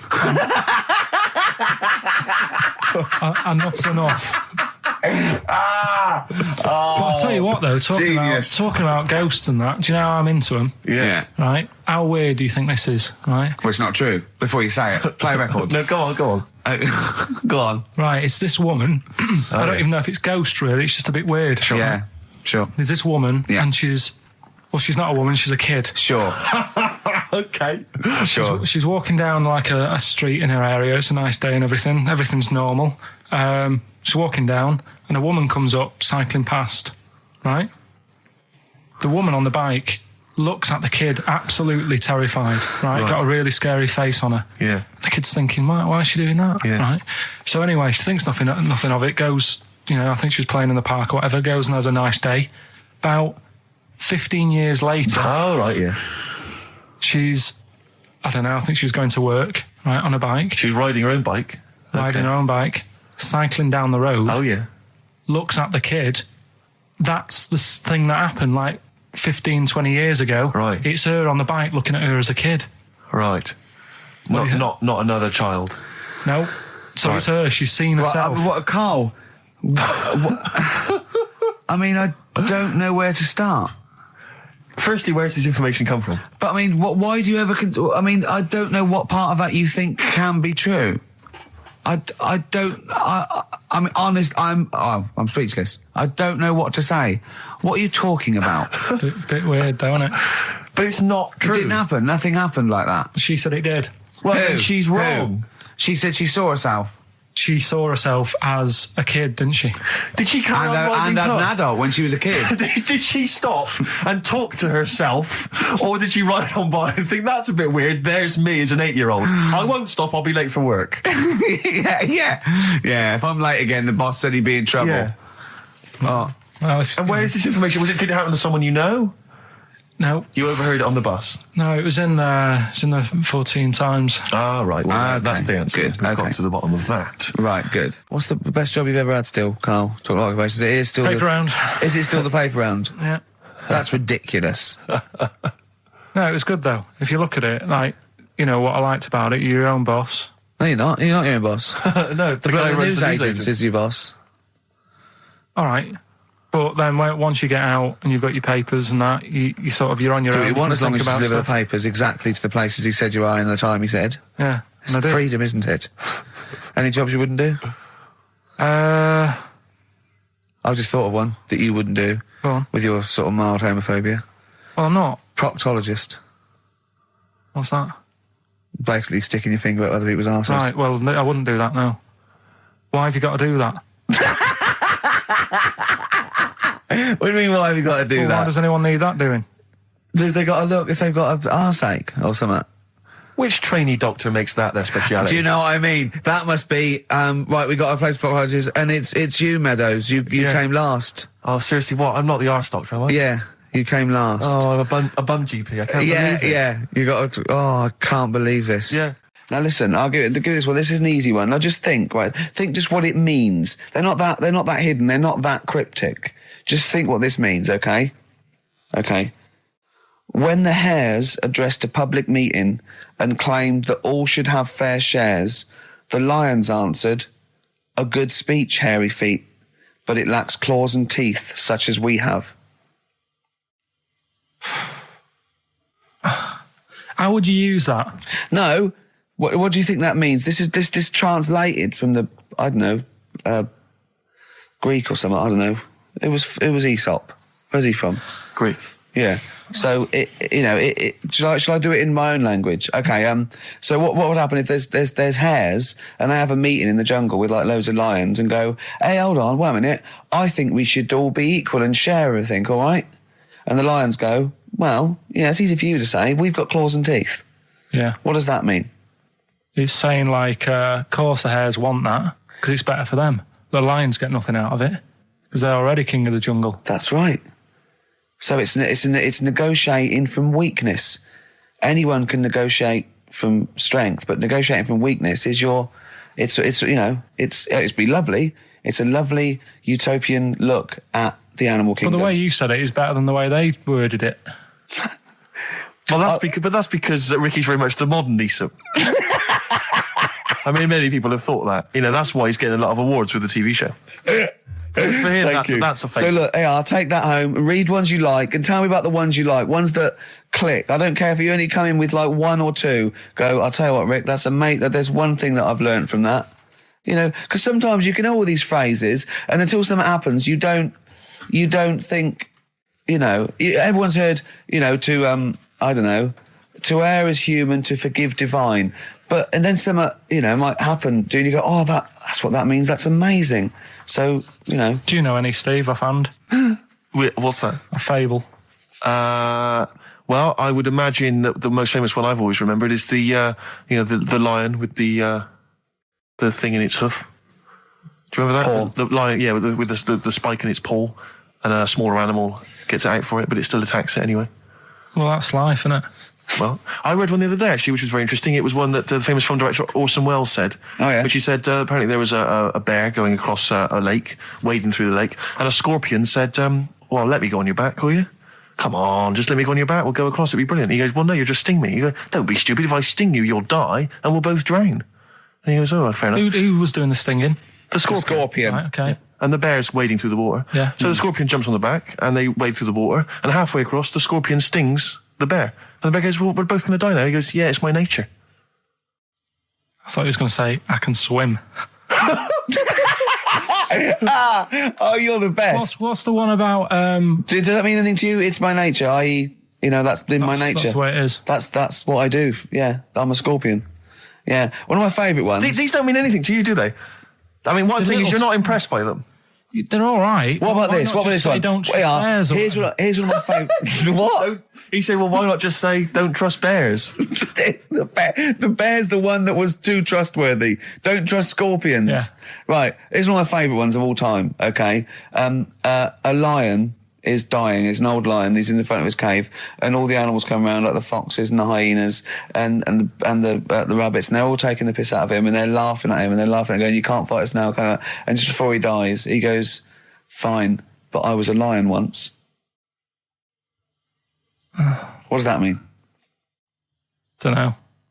Well, he's saying it's better to have lived and had what I had, because I was great, if only for a short time, and you lot are still alive, but you're nothing. You're rabbits and hares. I was a lion once, so, you know. Are they always using animals for these stories? Well, yeah, I could change it to refrigerators and household appliances if it'd make it help, but animals, you know. I remember the one about being ill a lot, and you say something about go on. you know, if you keep doing that, if you keep having time off, well, I won't believe you. That's the boy who cried wolf. Is Yeah. that right? Yeah. Do you know that one? Have you heard the famous one? This is probably the most powerful one. When you're pulling a face, and they say, well, if you Wind keep doing sticks. that, the wind changes. I've You heard gotta stay that. like that. Because you know that's scientifically proven. That is. That can happen. That can happen. Should we have hip hop hooray? Yeah. Are you queued up for that? No, but go on, you... Carl, sort it out, mate. I was going to... No, come on, this is what I asked you to play, mate. If you've not, you know, you're getting too big for your boots now with your showbiz lifestyle. You're not paying Yeah. attention, are you? You're not playing the Yeah. record if we want you to play. Heat magazine's favourite. Yeah. Okay, so, Oh, you dropped that, the you'd CD now, embarrass that's yourself. clumsy. Oh. You know, you're, you know, with the big I name can't DJs, believe you're not... Foster. Oh, fables are great. He's not impressed, is he, Rick? No, I am. I mean, you know, once I take this book home tonight and that, have a read, I might change my mind on them next week. You're coming all stressed. and I'm not impressed with the ones you've been talking about, I must admit. Okay. XFM 104.9, Ricky Gervais Show with Steve Merchant. Hello there. Good. And we're not here this week. We're off jetting around the world, so we've pre-recorded these links. The time is currently somewhere between 1 and 3 o'clock. So a time check there from Steve Merchant. No problem. Yeah, and what about this weather?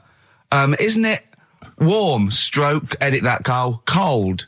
Okay, whichever one. I'm pleased to see that the congestion charge has had some considerable effect. Had no effect. So just wasn't that great on telly last night? The film. Yeah. I particularly enjoyed last night's EastEnders, Coronation Street, Brookside. Okay. Yeah. Rockbusters. Yes. I don't want you to have monkey news right now, because we've just had a little story there. Sure. You don't want to. Don't want to go too far. Yeah, go on. So we'll get Rockbusters out of the way. Have we got a winner? Come on then. See, it worries me that we've had very few entries. I think that even your mental fans aren't getting these, which is really worrying. They must be terrible clues this week. All right, well... Has anyone got them right, Steve? I think there's just one guy, who I suspect has won in the past. Well, There we are. so what? Right, the first one. If you go out of France by boat, you might as well buy your fags when you're on that, because you'll get them a lot cheaper. Brilliant. Right? Yeah. BF, Yeah. buy it ferry. Right? That's like, What? buy on ferry. What? Buy on What's Brian Ferry? What's that? Is that a band? What is it? I don't know what it is. Brian Ferry. Brian Ferry? What's that got to do with buying on a ferry, though? Just because it's quite close to it. Buy on, buy on ferry. What? Buy on ferry. Sorry, what? That's the What's your first one. first language? The second one. That's rubbish. That doesn't count. No, it's not. Brian Ferry. Brian Ferry, buy on Ferry. There's this little foreign cafe. It's growing its own steak. That's Delamitri. The third one. What? Sorry, what? What? What is that? What is that? Delamitri. Delhi is a little foreign cafe. Yeah? And a meat tree and that. A meat tree? A meat tree? What were the initials for that? Just D for that. Just D for that? Yeah. So not DA? So you didn't even give him a chance to get the group? Oh, they got it. Well, no. No, they didn't. Right, it's the end. Go on, right. Go on. Delhi meat tree? Delhi meat tree. One word. D. Or any letter. They're growing their own meat. M's in it. Go on. Okay, so Bayern, I love Bayern Ferry. And Can I just point out, Rick? Oxymusic was brilliant. I love Oxymusic. Go on. Can I just point out, Rick, that we've had David Bowie? Delhi meat tree. Yeah. I don't see why necessarily Aidan, who emailed in, why he doesn't get to win, because he emailed in dire steaks. Seems to me just as valid, as far as I can tell, but Delhi meat tree it is. And the last one, if there was a Jamaican fella on the Titanic... I'm looking forward to this. With a little bit of fear. Jamaican fella, if he was on the Titanic, he probably would have screamed this. Yeah. That's Christ de Berg. Oh, I don't know what to do. Stunning. So who's the winner? I'm not going to give it to anyone. I just don't... What's the Jamaican bit got to do with it? Just the D. Just Christy Berg. Say it again. No, I think they've worked it out now. Say it again. Christ de Berg. And who's that? What? Who's that? Who's what? Who's Christ de Berg? Christeberg. Who's the winner, Steve? Do you know what? I'm going to give it to Aidan because he just treated you with nothing but contempt. Steve Martin emailed in again. He got the first two, and then the last one he just emailed. I neither know nor care about this answer. I'm tempted to give him. Do you know what you've done there, don't you? Go on. You've put the nail in the coffin of Rockbusters. I warned you for 3 weeks, and you sort of bucked your ideas up for a little while. But Christ de Berg. Those are the worst you've ever done. The worst ever. Delimitri. So and didn't it just put D, and then Bayern Ferry. Bayern Ferry. Bayern Ferry. So, is that it then? Aren't we doing it Play anymore? record. Aren't we doing it anymore? I'm ashamed. You're an idiot. Are we doing it anymore? I'm just going to keep saying you're an idiot. Play it a Are record. we doing Carl, it have you learnt nothing from Dr. Fox? Yeah.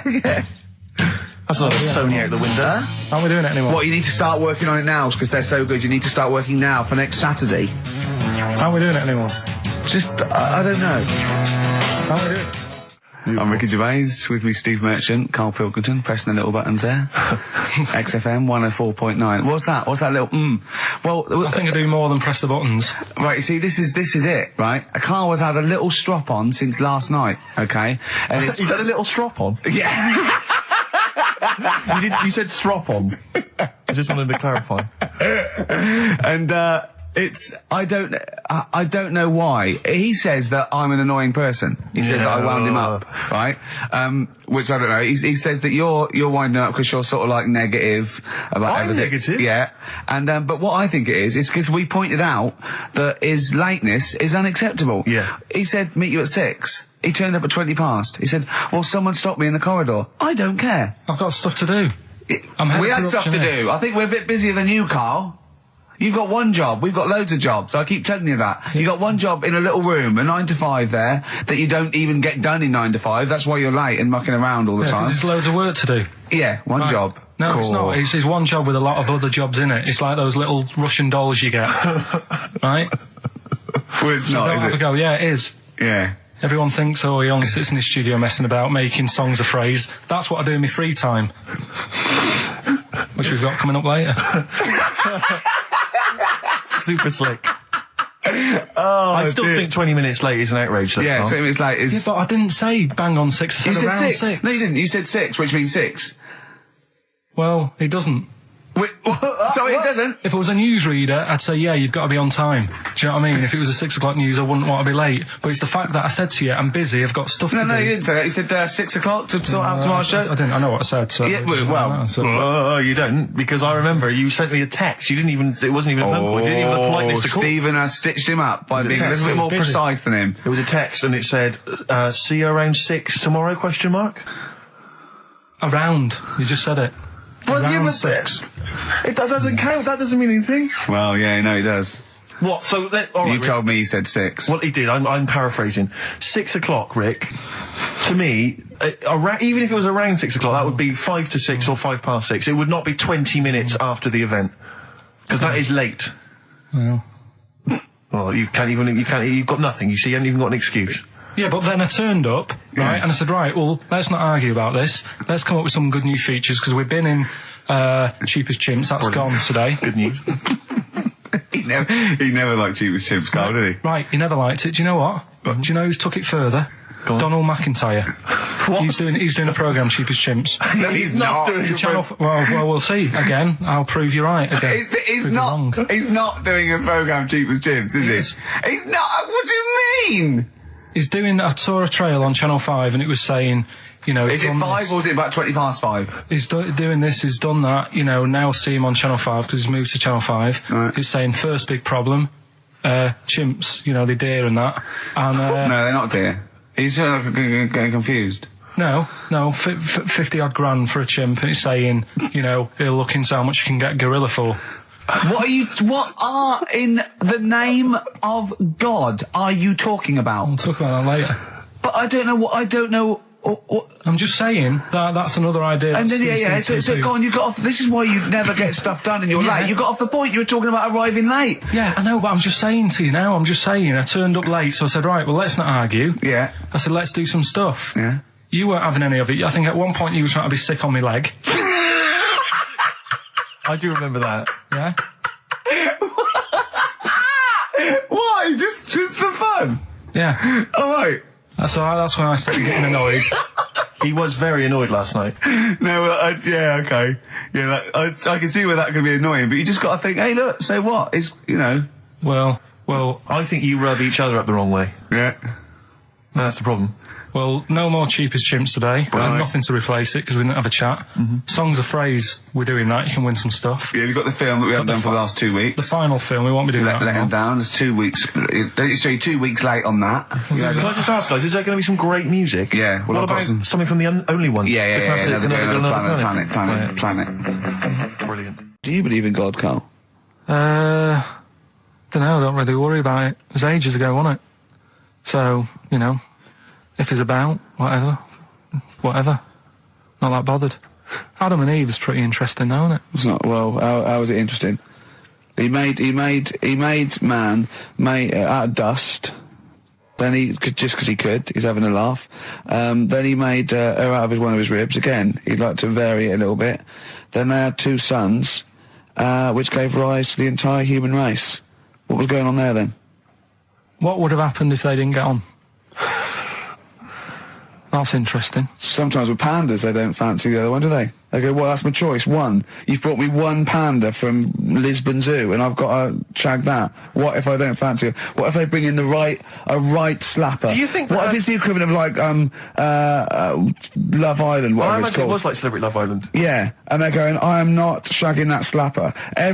Every panda in the world has seen that dirty old mott in magazines. Why am I meant to mate with it? I've got some dignity. Are you talking about Adam there or Panda? Was that... Well, either is fine, I suppose. bad Do you think pandas. that Adam had any say? When God was making Eve, was he saying, can make the boobs a bit bigger, would you? And then... I'm a blonde guy, I'm into blondes, really. I mean, I don't know, did he have any input, or was it just... I don't know. Well, I suppose it was one of his ribs. After I know, all. well, he's probably restricted. You go, well, I'm working with a rib, Adam. Give me a break. There's only so many things I can do. Well, he was probably in kind of intensive care, wasn't he, with the whole... They go, well, I can't just keep making the boobs and things bigger because their legs will get short. I don't mind short legs. Yeah, make the legs longer. I don't mind no legs. I don't mind no legs. As long as the boobs are sizeable. I'll tell you what's weird though, Steve, right? Everyone's heard of like Adam and Eve, yeah? What's the surname? Yeah, where'd they get their post from? Unbelievable. Okay, 104.9, Ricky Gervais, Steve Merchant. We're not actually here. It's the best of. Got some new ideas for you. Go on. Well, they've all been blinders in the past. Go on. Did you do any competitions when I was away? Did we? I think we did, didn't we? Did we give away a DVD? Did we? Yeah, we did. Yeah, go on. Yeah, Right, go on. Anyway. well, I thought some... This isn't like radio, is it, as we know it? This is just people talking. If the mic's on, it's luck. Yeah. If anyone's listening, I've no idea what they think of this show. It's not a show. Not in the traditional sense. No. Okay, then you're going to change with that, Carl. Because a show suggests a certain form of presentation. Yeah. A certain pride. And when we do present dare I say it, some planning. Yeah, and when we do, it's ruined by him pressing the wrong button. Yeah. But I've got some planning here. Go on then. Quizzes. What I did was, when I was on holiday, Yeah. right, you said, come up with a new idea, right? So the best way of coming up with ideas is sort of Thinking. sort of nicking a TV show name and then twisting it a bit. Yeah. So... Or just rip off Simon Mayo's idea completely. That's good advice for anyone out there. I didn't... Yeah. If you're interested in ideas. Carl is presently running a course writing for TV. Yeah. And that's the lesson 1, isn't it? Just rip something else off. Just do it and change the title slightly. Yeah, Well, go on. this one I haven't really got I don't know what to do on the game, but I'm thinking Strike It Ricky. That's all you've got. That's what you've come up with. How long did that take?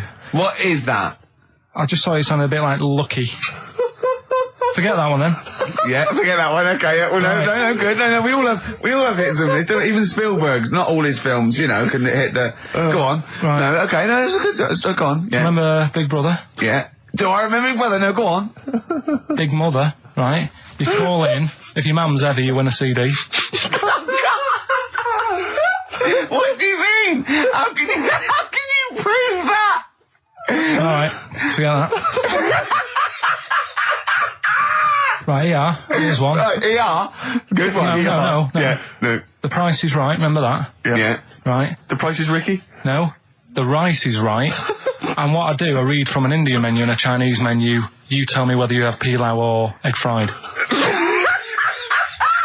He's a genius, isn't he? He really is a modern. that one. Let's go on then. Let's go into this one. Let's not cross this off right away. Go on then. What you read from what? Well, I get a couple of menus from like an Indian and a Chinese takeaway. Yeah. And I'll go like, chicken korma.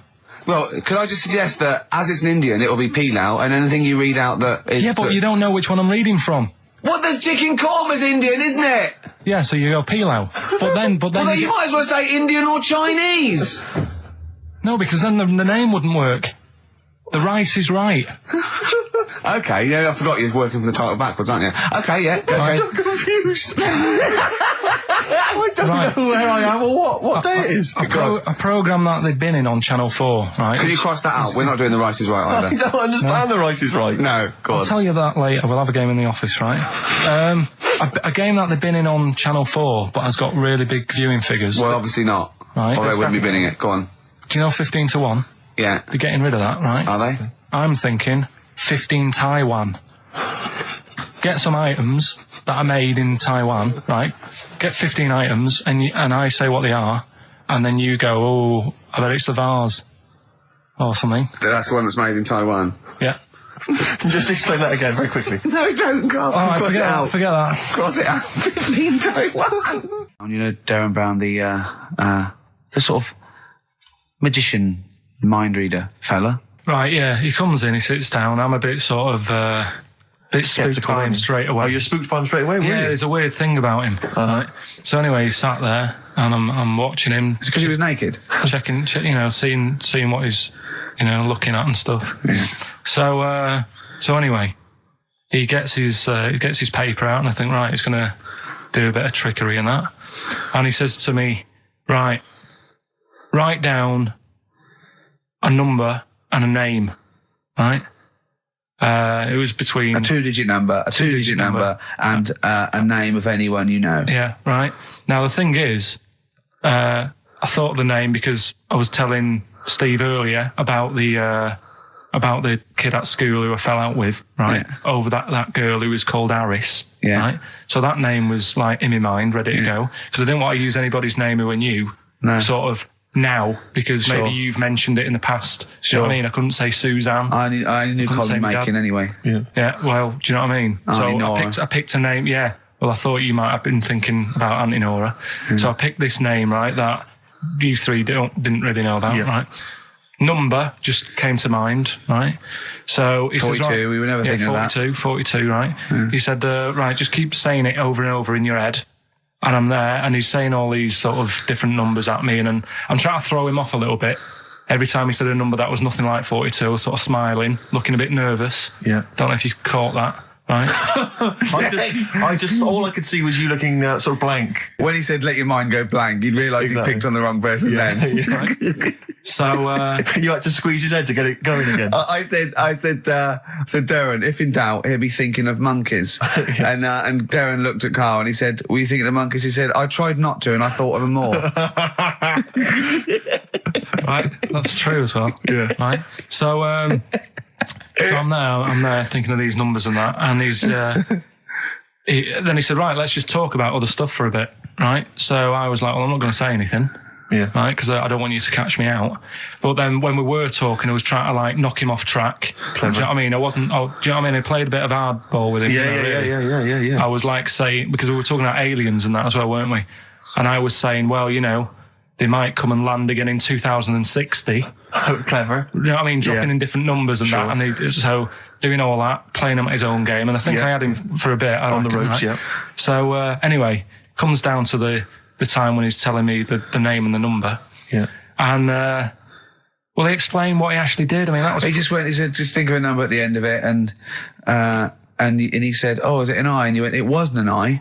but there is no, okay, and anyway, he got the name. Harris, then he went and said, "Do you an extrovert?" And he wrote down these numbers. Well, he wrote down some numbers and he said that if you're an extrovert, these are the numbers you tend to choose. If you're an introvert, these are the numbers you tend to choose. And he wrote them down and he said, I don't think you're really an introvert, I don't think you're this, I don't think you're that, And I think he came up with the number 32, didn't he? He said to you, you're thinking of number 32. You said to him, no way. You couldn't believe your luck, could you, when you'd caught him out? But he said it's either 42 or 32, didn't he? Yeah. Well, no, but it was beside the point, because then he said, rather brilliantly, hang on a minute, if you just add up these numbers here, that adds up to 42. It was a magic if you add square. Up those numbers, that's 42. That's 42 across diagonally there. That box is 42. All the numbers that added up on the page, whether you go across, sideways, down, across, or whatever, always added up to 42. Yeah. Right? And he's got the name Harris. Which freaks you out. It freaked me out. I kept saying to him, how do you do it? How do you do it? And he wasn't telling me. I was talking to people at work about him, and one lad said, apparently the trick that he uses is the same thing that Hitler did. Play record. No, seriously. Apparently it's the same thing, because he was saying... What? Play record. No, just let me finish, because I've even ran it by other people to check if I'm right on this. So let's true play record and come back to Because the people in the XFM office, they're pretty wise. They're up on that stuff. No, he used it in a different way. Play record. No, hang on a minute, let me hear it. All it is, it's power of suggestion, apparently. And when Hitler used to do his big speeches to people. Yeah. What should we play? Come on, finish your point. Well, that's about it. Who told you that? Ian Canfield. A few different people. Right. The big thinkers out there. Like one office. the brain boxes. But anyway, right? It's because Magnus Magnusson works on it so now, doesn't he? Right. Listen. Or was it Paxman? Was it Jamie Paxman? Carl's look at him. Carl looks at you like a cat. Yeah. Whenever we leave him behind, if we don't talk like straight at him and let him see our lips moving, and it's monosyllabic and very look, he's lost in that conversation there. He just drifted off, didn't you, Carl? No, I just was also thinking on animals and that. Something else I was going to use. Go on. Was this isn't a radio show, is it? I just suddenly caught myself. This is nothing. I told you that before. It's been bad today.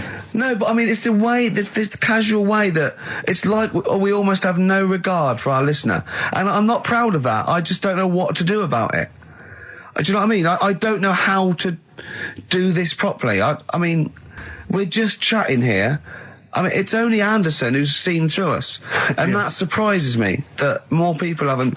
I mean, what are the figures like? Do people listen to this show? I'll find out for you. You keep saying that. But, there's this parrot. And, apparently... It lives Rick, it's unique, if nothing else. I mean, when you wake up with Woken tomorrow, you're not even going to hear him start a line with there was this parrot. Go on, there was this parrot, go on. And it can talk and that. Someone's obviously... taught it out how to speak and that, and it flew away, and it's living in this church, right? And people are at the church doing hymns and that, and then trouble's brewing. In between the hymns. That parrot was owned by an old miner who used to swear a lot. Yeah. Well, then the vicar is going to be really annoyed. That vicar, that vicar's going to go on. I just hope it stays quiet, Rick, during the vicar's sermons. Yeah, go on. Have you read it? No, go on. Have you read it? No, because that's what happens, right? Go on, tell us, Carl. During the hymns, it's sort of effing and jeffing and stuff. Effing and jeffing? Yeah. And everyone's like going, it's quite funny, really, it doesn't know what it's doing. Everyone's having a laugh. Yeah. But it's causing a havoc at funerals. When did this happen? Not years ago. John was a much-loved man. He was a wanker. Yeah. So anyway, that was another story. What can you say about Uncle John? Bollocks. Oh, Carl, I love the fact that when you look at things, you go, that's interesting. A parrot swears at funerals. That'd be a nightmare. And it stays with you. You see, for a simple man, you retain an awful lot of knowledge. It's just all rubbish. Do you know what I mean? If you just replaced all this rubbish with good stuff, you'd be an intellectual. Yeah. Really. Because, your retention is fantastic. Yeah. So Did I lose you again there, did I? So was it the word retention? We've still got Wash Up With You. Yeah. Should we play a record and do Wash Up With You? Yeah, we'll play a bit of Aqualung. Aqualung!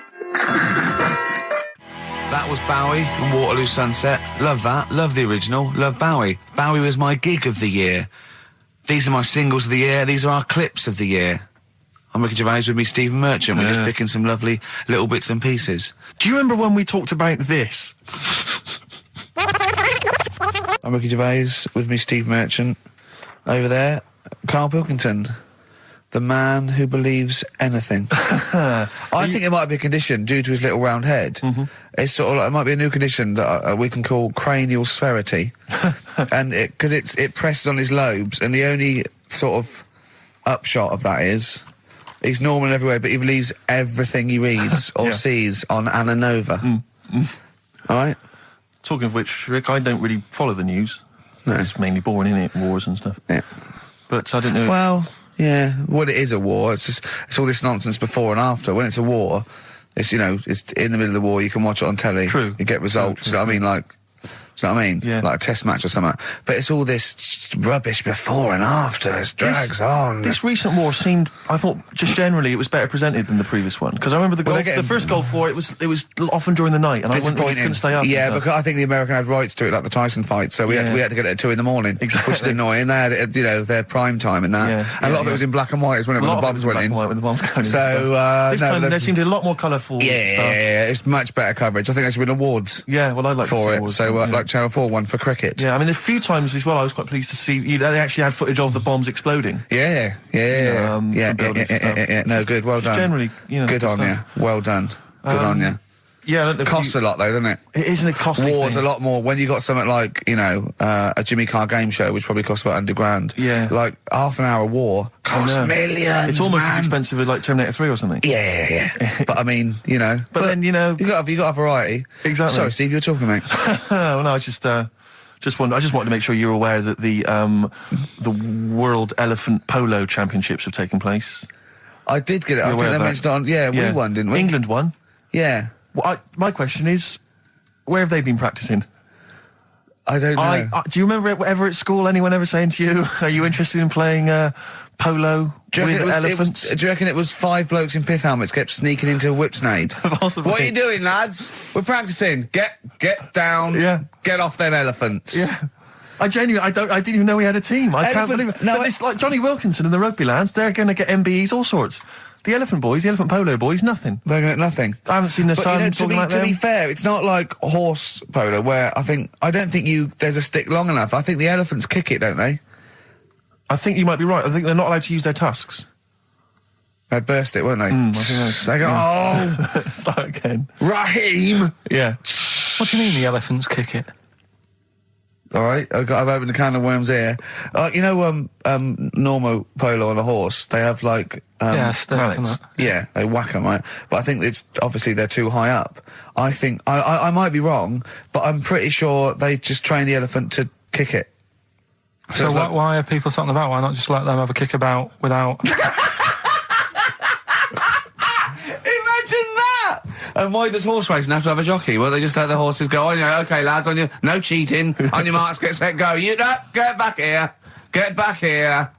Brilliant. You've got a real problem with Rick Wallow, haven't you?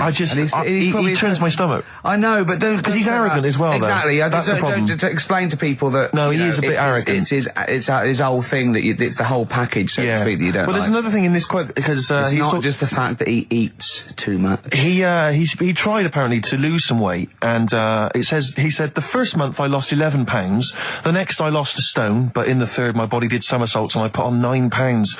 I had a slip up. I can't say when, why, or how, but it just sneaked up on me. Yeah. I don't believe it. Yeah. Don't believe it just sneaked up on him. That body's never done a somersault in its life. No. It just sneaked up on him. Yeah. It was the cakes again. Yeah. It was the same old cakes as before. It was exactly the same problem. Sleep eating. Yeah. It's called. It was the KFC bucket again. It was the family-sized KFC bucket for breakfast. Dear. Poor man. The other thing is that I don't think that's a very good shock tactic for a doctor to tell a 20-something, well, to be honest, you've got 20 years to live. Yeah. That's not... and when I was 20... The thought of dying at 40 was fine. Yeah. I didn't want to live to 40. I just thought, what can you do when you're 40? Yeah. Just laying around doing nothing. Eating cheese. And then you got there and you discovered... No, but someone sent me... dream came true. Sophie here sent me something and she says, I realise you're not Graham Norton, but I had to send you this. And she sent me the top of a little cream cheesy thing. And it's the brand name is Gervais. How odd that is. Have you been... they've named a cheese after you. I think it's a big French company, and this is from the Czech Republic. It's all over Europe, and so that would be a dream come true, wouldn't it? If they named a cheese after you. No, I think it's probably ancestors, and so cheese is in my blood. Sure, quite it literally is. Yeah, another heavy Friday night, was it? It comes out of pores like those Play-Doh things. I can squeeze out different shapes. Jane, bring the Stilton in. It's Friday night. This isn't fried. Exactly. But yeah, so we can't really have a go at Rick Waller. I eat too much, but you're not big. I mean, one of the other contestants on the Fat Club, Celebrity Fat Club, is another one is Jono Coleman. Oh, we love Jono. Now Jono, I don't know, you know Jono. He's that guy who does. He used to be on TV, and I think he does a breakfast show on a rival station, doesn't he? He's happy, isn't he? He's so true, and he's a really nice bloke, Jono. It's funny because he does a breakfast show on Heart, which is wrecking his own. There's a bit of irony. Oh, I love Carl. Thanks, Carl. Do you know what I mean? Yeah, I love you. I can see where you're coming from. Yeah, that's good. But we've met Jono a couple of times. We saw him at a couple of, not wishing to say not to show off, but a couple of awards dues. Yeah, like that's showing off. But like people would have seen dead there. Well, yeah, but we went to one where everyone was in like tuxedos or suits and ties. Not Jono. Jono was wearing a pair of Bermuda shorts, big Bermuda and a shorts, Hawaiian knee-length Bermuda shorts with just these little. But I saw him again another time, and he had shorts on at a similar event, and I've seen him since in the street, and he's all. I'm wondering if he can wear trousers. I don't think he can actually wear trousers. I don't know if there's a medical reason for that, whether he's just, his legs are too fat. I think the material is a waste of money. I think it's just that you can get shorts that big and they're comfortable, and, I mean, to be quite honest, I don't want to squeeze into a tuxedo anyway. So, if you can go, I'd love to turn up those things in Bermuda shorts. Well, of course. Flip-flops. But do you think he started off by wearing, maybe he just had the upper half was a tuxedo with the tie and then the shorts for and the shorts underneath, and he would just have to come in, kind of sneak behind, a sideboard. Potted plant. Or a potted plant, or bring his kids ahead of him. Yeah. You are wearing trousers, aren't you? You're wearing trousers. Of course I am, In you go. Kids move a bit. Well, no. Exactly. Of course I'm wearing trousers. Why would I? Wearing trousers. And they just thought, this isn't fooling anyone. So now I'm going to make a wacky effort to sort of, The next zone is, I've heard he's going in a grass skirt and a garland around he's going to come in limboing. But you did ask if you could go to the BAFTAs in a dressing gown, didn't you? Just for ease. Yeah. What do you mean your fortunes are on the up anyway, DJ? Well, I'll tell you, I was hired. Well, I say hired. I did it as a favour to a friend. His wedding the other week, and I got there. I was thinking, because everyone had their little role to play, and then people were doing a good job. I love you taking it seriously. And I did. I spent ages putting together some CDs, special selection CDs. I love that. Because what I did was I burned them on iTunes. Did you turn up with your own headphones round your neck? Own headphones, wearing a suit, but headphones. Metal case. Didn't need it. Just had them all in one small box. Brilliant. Boom. I thought this is good stuff. I got some classics here. Give me an example. Give me an example of that, like the first hour, the warm-up hour. Rick, I'm coming straight in with Frankie Valli, Oh What a Night. Brilliant track. I mean, when those beats start at the beginning, who's not getting on the dance floor? Wait a minute, what's this following it up? Go on. It's the Jacksons. What, I Want You Back? I Want You Back. Brilliant. It sounds good at the moment, Carl. Yeah. So I'm thinking, I'm gonna roar this, because they laid on a good spread. The ceremony was nice, food was nice. I'm thinking this is going to be the piece de resistance. Yeah. Alarm bell started ringing. Why? When I realised there was a marquee outside. Of course, it's a balmy summer evening. I'm stuck inside on the dance floor. So I'm thinking I'm going to be struggling here to get them in. Even with flavours like this, I thought I'd struggle, Rick. So I'm sat there in my suit. I'm sat behind this little DJ console. I've got all the big numbers. There's one or two people making some token effort, but frankly, most people are outside everywhere. I was livid. Of course, they couldn't hear it out there. So I was playing to an empty room, really, and I was furious. I was absolutely furious. Because, they're wasting my time. They're wasting now. I could have just stuck the CD on and gone out. They're wasting Frankie Valli's. Frankie Valli's time. They're wasting the Jackson 5's time. They're wasting, Delight's time. Yeah. And, so I'm sat there, and there's a couple of people making a cursory effort, mainly when they come to get a drink from the bar. They might have a little quick, couple of twos. You shout, we don't want your not interested. All of you or no one. All of you or no one at all. And, then there's a microphone set up because people have been doing speeches. This little girl gets on the mic, right? It's being funneled through the speaker system. So every time I put my headphones on, Miss Dynamite, was it? It wasn't sadly Miss Dynamite, although she decided to have a little go at MCing. She was screeching her little head How off. old is she? Oh, I don't know, 8 or 9. At their most annoying. when children are at their most annoying, because they got a bit of confidence there. They're a bit cocky. They're not shy anymore. They're a bit arrogant. Yeah. She's screeching her head off, so I'm playing, and she doesn't know it. Your face! I'm playing into the groove. No one's getting into the groove because she's going mental. She's just going, what's this? I don't know what this is. Play something I know. I think I haven't got any bloody DJ Otsu or Crazy Frog. I'm not going to play what you... So she's just screeching along, ruining it for everyone. And I say everyone, there was no one there. So me, she was ruining it for me. I bet you were really I was angry. furious. But of course as well, every time she screeched, it went through my headphones. So, of course, and then her dad comes along, right? And I'm thinking, all right, he's seen I what's just imagine you in your suit, sweating, getting annoyed at someone ruining your set that no one's listening to. I think, her dad's coming over. He's going to put pay to this. He's realised that, she's causing a disturbance. He comes over there, joins in. No. Sits her on his lap. He's just saying, she's having a whale of a time. I'm thinking I'm furious. I'm thinking it's his responsibility to shut her up. He's not going to do anything. What can I do? I can't step in. No. And I know very well that if I interfere, he's going to say, oh, well, she's enjoying herself and no one's dancing anyway, and we'd have just got into a fracas. Yeah. I didn't want to start a fight. No. Because I don't know, but he'd have knocked you out, wouldn't he? Someone would have got knocked out. And I'm not saying who it would have been, but, but there would, to bear in mind, Rick, there would have been two of them. And, so I didn't want to get into a fight with him.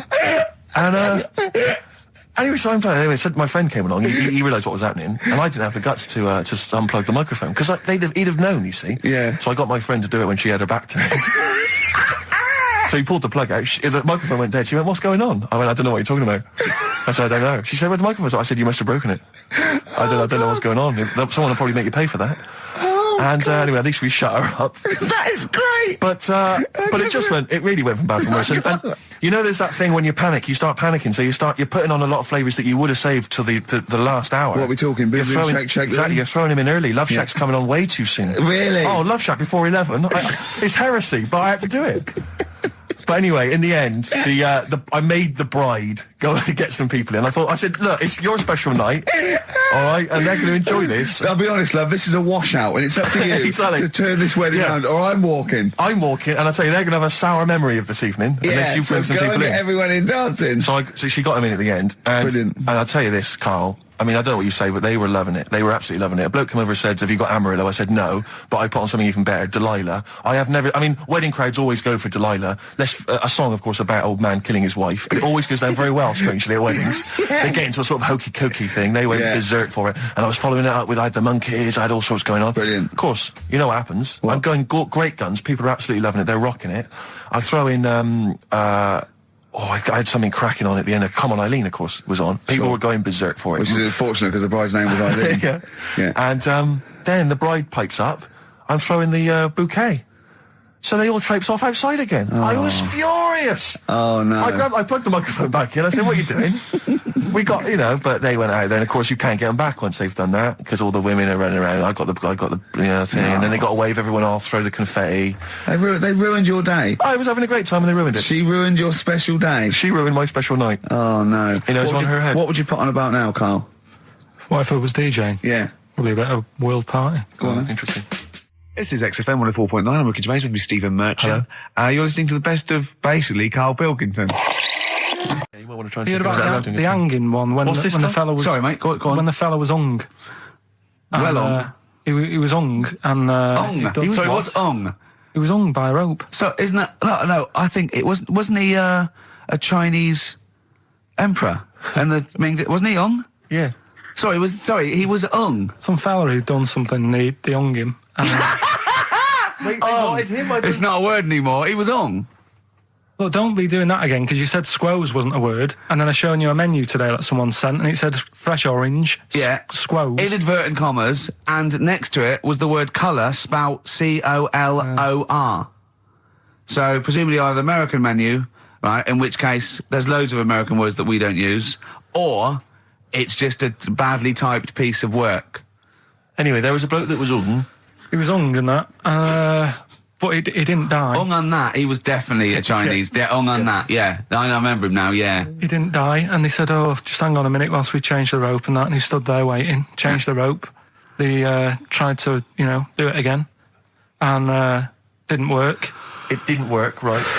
So, they got another rope, right? Didn't work. And then they had to let him go, because it's like there's a well-known saying or something from this thing. Yeah.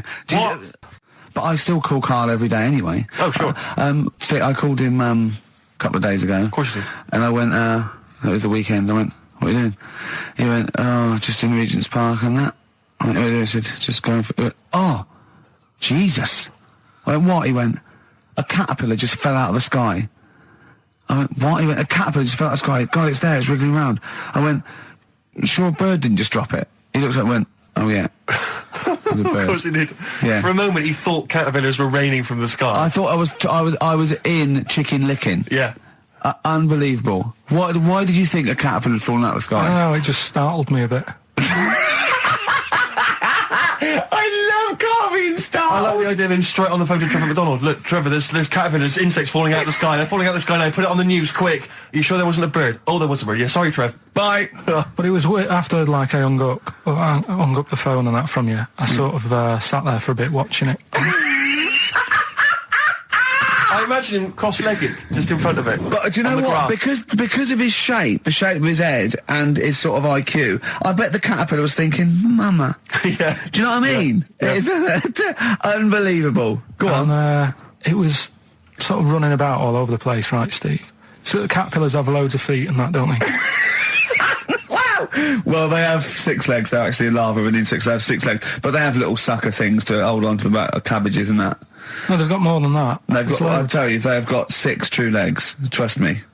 Trust me. I'm a scientist. And you were thinking what, Carl? Well, but they've got little pods. They've got little pseudo pod legs and little suckers. Yeah. But it was running about like everywhere, right? Mental, but sort of running off to the left, and then it sort of went back to where it was. Then back, went right and what have you. And I'm just thinking, whoever gave them the legs, right? What's the point if they don't know where they're going and that? Do you know what I mean? If you can get about... Imagine that sentence. Did you hear that sentence? Can we play that sentence back? No, I don't think we can. Imagine who gave him that legs. Whoever gave him them legs, what's the point if they don't know where they're going and that? And that. Always and that. And that, but maybe you just, to be fair to the caterpillar, with all its legs, okay, and you didn't know where it was going, it had just been plucked from its house by a bird, shot up into the sky, and then dropped from 80 feet, hitting the ground. Onto the head of a weird, bald-shaved monkey. It was probably concussed. Yeah, it's one of them things again, though. But it still knew more about the world than you. How does that make you feel? I just think it's a waste of time having all them feet. It's the same thing as the... Now it's got feet now! It has a nightmare buying shoes, doesn't it? Like, that got a load of attention in the press, but the Trisha programme got nothing. Okay. Which, I know, Steve called me up in the week, right? Like 10 o'clock in the morning, I was at work, and he goes, I think so at 10 o'clock. I think preparing this show. Most people go to work about 8, 9. Are you watching Trisha and that? I said, no, what is it? He goes, oh, you'll be loving it, right? Freaks, was it, Help Me, My Mum's a Freak? Siamese twins. Right, so I couldn't watch it, but he said, it might be on again, because they repeat stuff on ITV2. Right. So I had my dinner late, right, instead of having it at like 1 o'clock like I normally do, I had it at like 2:30, sat in the office, put the telly on, ITV2, these Siamese twins. Did it blow your mind? It was amazing. We talk about a lot of things on the show quite a lot. The Airy kids crop up a lot. I was waiting. It's been 10 minutes and you haven't mentioned the Airy kid. Right, and last week we were talking about Siamese twins, weren't we? So it was weird that this programme was on, but it was amazing. I mean, what I think you can't refer to them as Siamese twins. I think they're known as conjoined twins. Why? I think Siamese is maybe considered derogatory or as an old antiquated phrase. Yeah, I think it's because the first famous ones were actually from Siam. Right. And that doesn't exist anymore. No, it's conjoined, Carl. Yeah. Get the phrase right. But you'd think that if that's happened to you, that wouldn't be that sort of offensive. The names that you must get called. Right. You think that's least of your worries? Twins, I'd say, well, that's, yeah. Now, were you stunned by where they were connected? Just live with it, we'd say. Right. Because they were connected, of course, at the forehead. Oh. Sort of, which was quite extraordinary. Well, there was one set of Siamese twins. One had a job and the other one didn't. That's ludicrous. Yeah. The other one was unemployed. The other one had a job.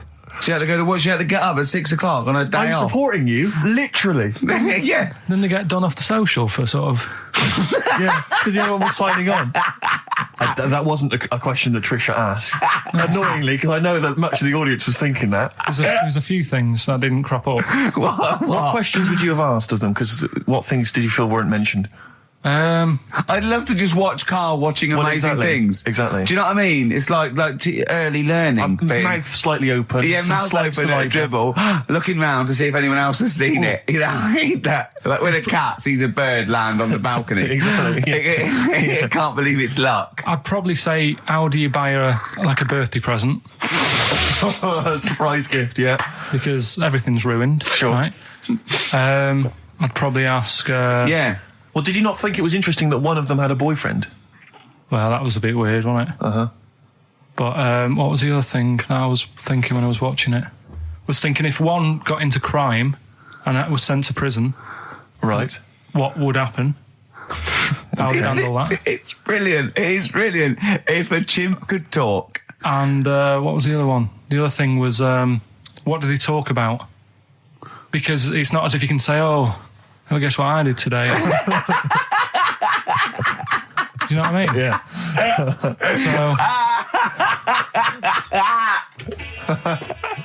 You know, taking the mickey. The really weird thing about all this, right? And it's annoying because you were saying about, you know, oh, what should have Trisha have asked and all that. Yeah. But one of them mentioned that one of them was adopted and the other one wasn't. Don't talk rubbish. No, seriously. I didn't understand it, right? Of course you didn't. And then Trisha sort of said, well, let's have a chat. And they were like, no, I don't want to go into that. What do you mean one was adopted? That's what he said. One of them... don't quiz me on it, but that's what was said. Hello there, Hello there, I'm a multi-millionaire. And I've just seen your orphanage. Oh, I'd love to adopt one of your children. You'd like to adopt one? I'd love to adopt a children, because I've got loads from around the world, so I'd love to adopt one. I'd give you $10,000 towards your orphanage. We'll speed it through then, yeah. Okay. We've actually got 2 left. I only need one. I'm only interested in one. Yeah, I don't need any more. Don't need any more. They're sisters. I know it would be tragedy to break them up, but I really only need one. Now, break up. There's the rub, you see. Sure. You just need the one. It's $10,000 now. You can have that. I'll sign it now, but I don't want to discuss it further. I'll bring it around. Brilliant. Okay. Ding dong. Hi, yeah, brilliant. You brought my kid, right? Yeah, there she is there. That's a joy. Yeah. Okay. Just standing next to a bush. Yeah, can you bring her out to me? It's like, there's nothing behind the bush, so you just want... I just want to be able to walk 360 degrees round her. Do you want her or not? Yes, I can't believe it! What's that little trolley? She's talented. Oh, dear. You're talking nonsense, Karl. Well, whatever. This is a bit easier, but I still think it's a good one. So this is, we should explain what this is if you've just tuned in. It's one of those stupid lateral thinking problems. That Karl himself has created. Yeah, that was his homework. Right, this one. It's a fella. He has a normal day doing stuff. Nothing wrong with him. Right. And it's the twist in the tale. It's just like Tales of the Unexpected. Yeah. Just a normal day, nothing wrong with him. Hold on, though, he's got the legs of a fish. Go on. So that's why he's been hiding his legs. So Go on. He does his the legs of a fish. Sorry, can't carry on. He has his working day and that, and then he gets a bit tired. Goes to bed. He puts the light on, leaves it on, goes to bed. Oh, that's crazy. That's mental. I can't think what's happened. Anyway, here's Radiohead. Right, okay. What? The question is, why does he put the light on when he's going to bed? He's had a normal day. He's come home from work. Is that right? He's come home from work, or he's not been working? Yeah, he's just been out? No, he's been working and stuff, I think. You think? You've made it up, Karl. You can decide. So the question is, why has he put the light on when he's asleep? There's a reason that he's put the light on when he's asleep. Has he gone to sleep? No, Karl, don't shrug. You're meant to answer these questions. He put the light on before he went to bed. Yeah, and the question you're asking me is why? What's the scenario? And the light's on and that, but he's gone to sleep. Yeah. He started reading and then he fell asleep. No. Did he intentionally, for some reason, put the light on? Every night. It's mad. Sounds mad. That's Karl, doesn't it? Every night he does it. Yeah. He puts the light on when he goes to sleep. Karl, is the point of this, he puts the light on for a very good reason. Not for us, but for some people. He's blind and it's always been on, and he thinks he's turning it off, but it was on in the day, and he thinks he's turning it off, but he's turning it on because he's blind. That'd be stupid. That works. No, that works great, Rick. Yeah. Thank you, Carl. So you've got to come up with... Hang on. If you're blind, why would you put a light on? No, he thinks it's off. Yeah. But why would he turn it on anyway? Just think so he doesn't get burgled, so people know he's in because he can't see him. So he just he puts the light on when he's there, then he turns the light off when he goes to bed, so people think it's fine. But he's got it out of kilter, and actually he's walking around in the dark all day. I don't believe that if you're blind, you turn your light on. I don't think you'd be living on your own, would you? I'm not having that for a second. Do blind people live on their own? I'm not having that for a second. Well, some people do. Lonely blind people live on their own. No, if you got bad eyes. Any even women? Are there any blind women who are living on their own? No, I mean, if you know of some blind women. 08700 800 1234. We've gone through this. If you are a blind woman with no standards and you don't care annoying voices and smell, then get in touch with you. Yeah, I mean, you've got to be within the ages of, say, 25 to 65. You know, right. Well, call it 75. You fussy all of a sudden. I know. Yeah, go on. If you were blind, would you live in London?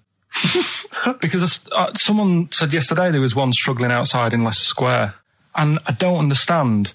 If you would, I mean, you know, might have been a tourist. But why come to London if you're blind? It's the worst place in the world to come if you're blind. To hear the sights. To hear the sights. It's a bit mad, isn't it? They do the same job. They have tourist needs like anyone else. Yeah. No, but it sort of stinks, and you'd go away going, "Oh, it's not that good." I just thought that I thought it was a bit weird. Well, never mind your concern for the partially sighted or sight impaired people coming to London. Get on with this. Yeah. So there he is. Yeah. It's like, oh, a bit tired. Yeah. Just put the light on. Get to bed. Yeah. So he turns the light on and he goes to bed. Yeah. Oh. Should we play a track? He's not sleeping on the job. He's a lighthouse keeper. Well done. Is he a lighthouse That's keeper? not it, Carl. He's a lighthouse keeper. Right. Why wasn't the light on all the time? Because it's light in the day. You idiot. Play a record. What? Play a record. You're a buffoon. No, actually, the light isn't on in the day, is it? No, it's not. I think you're the buffoon. Yeah. Carl has won! Hey!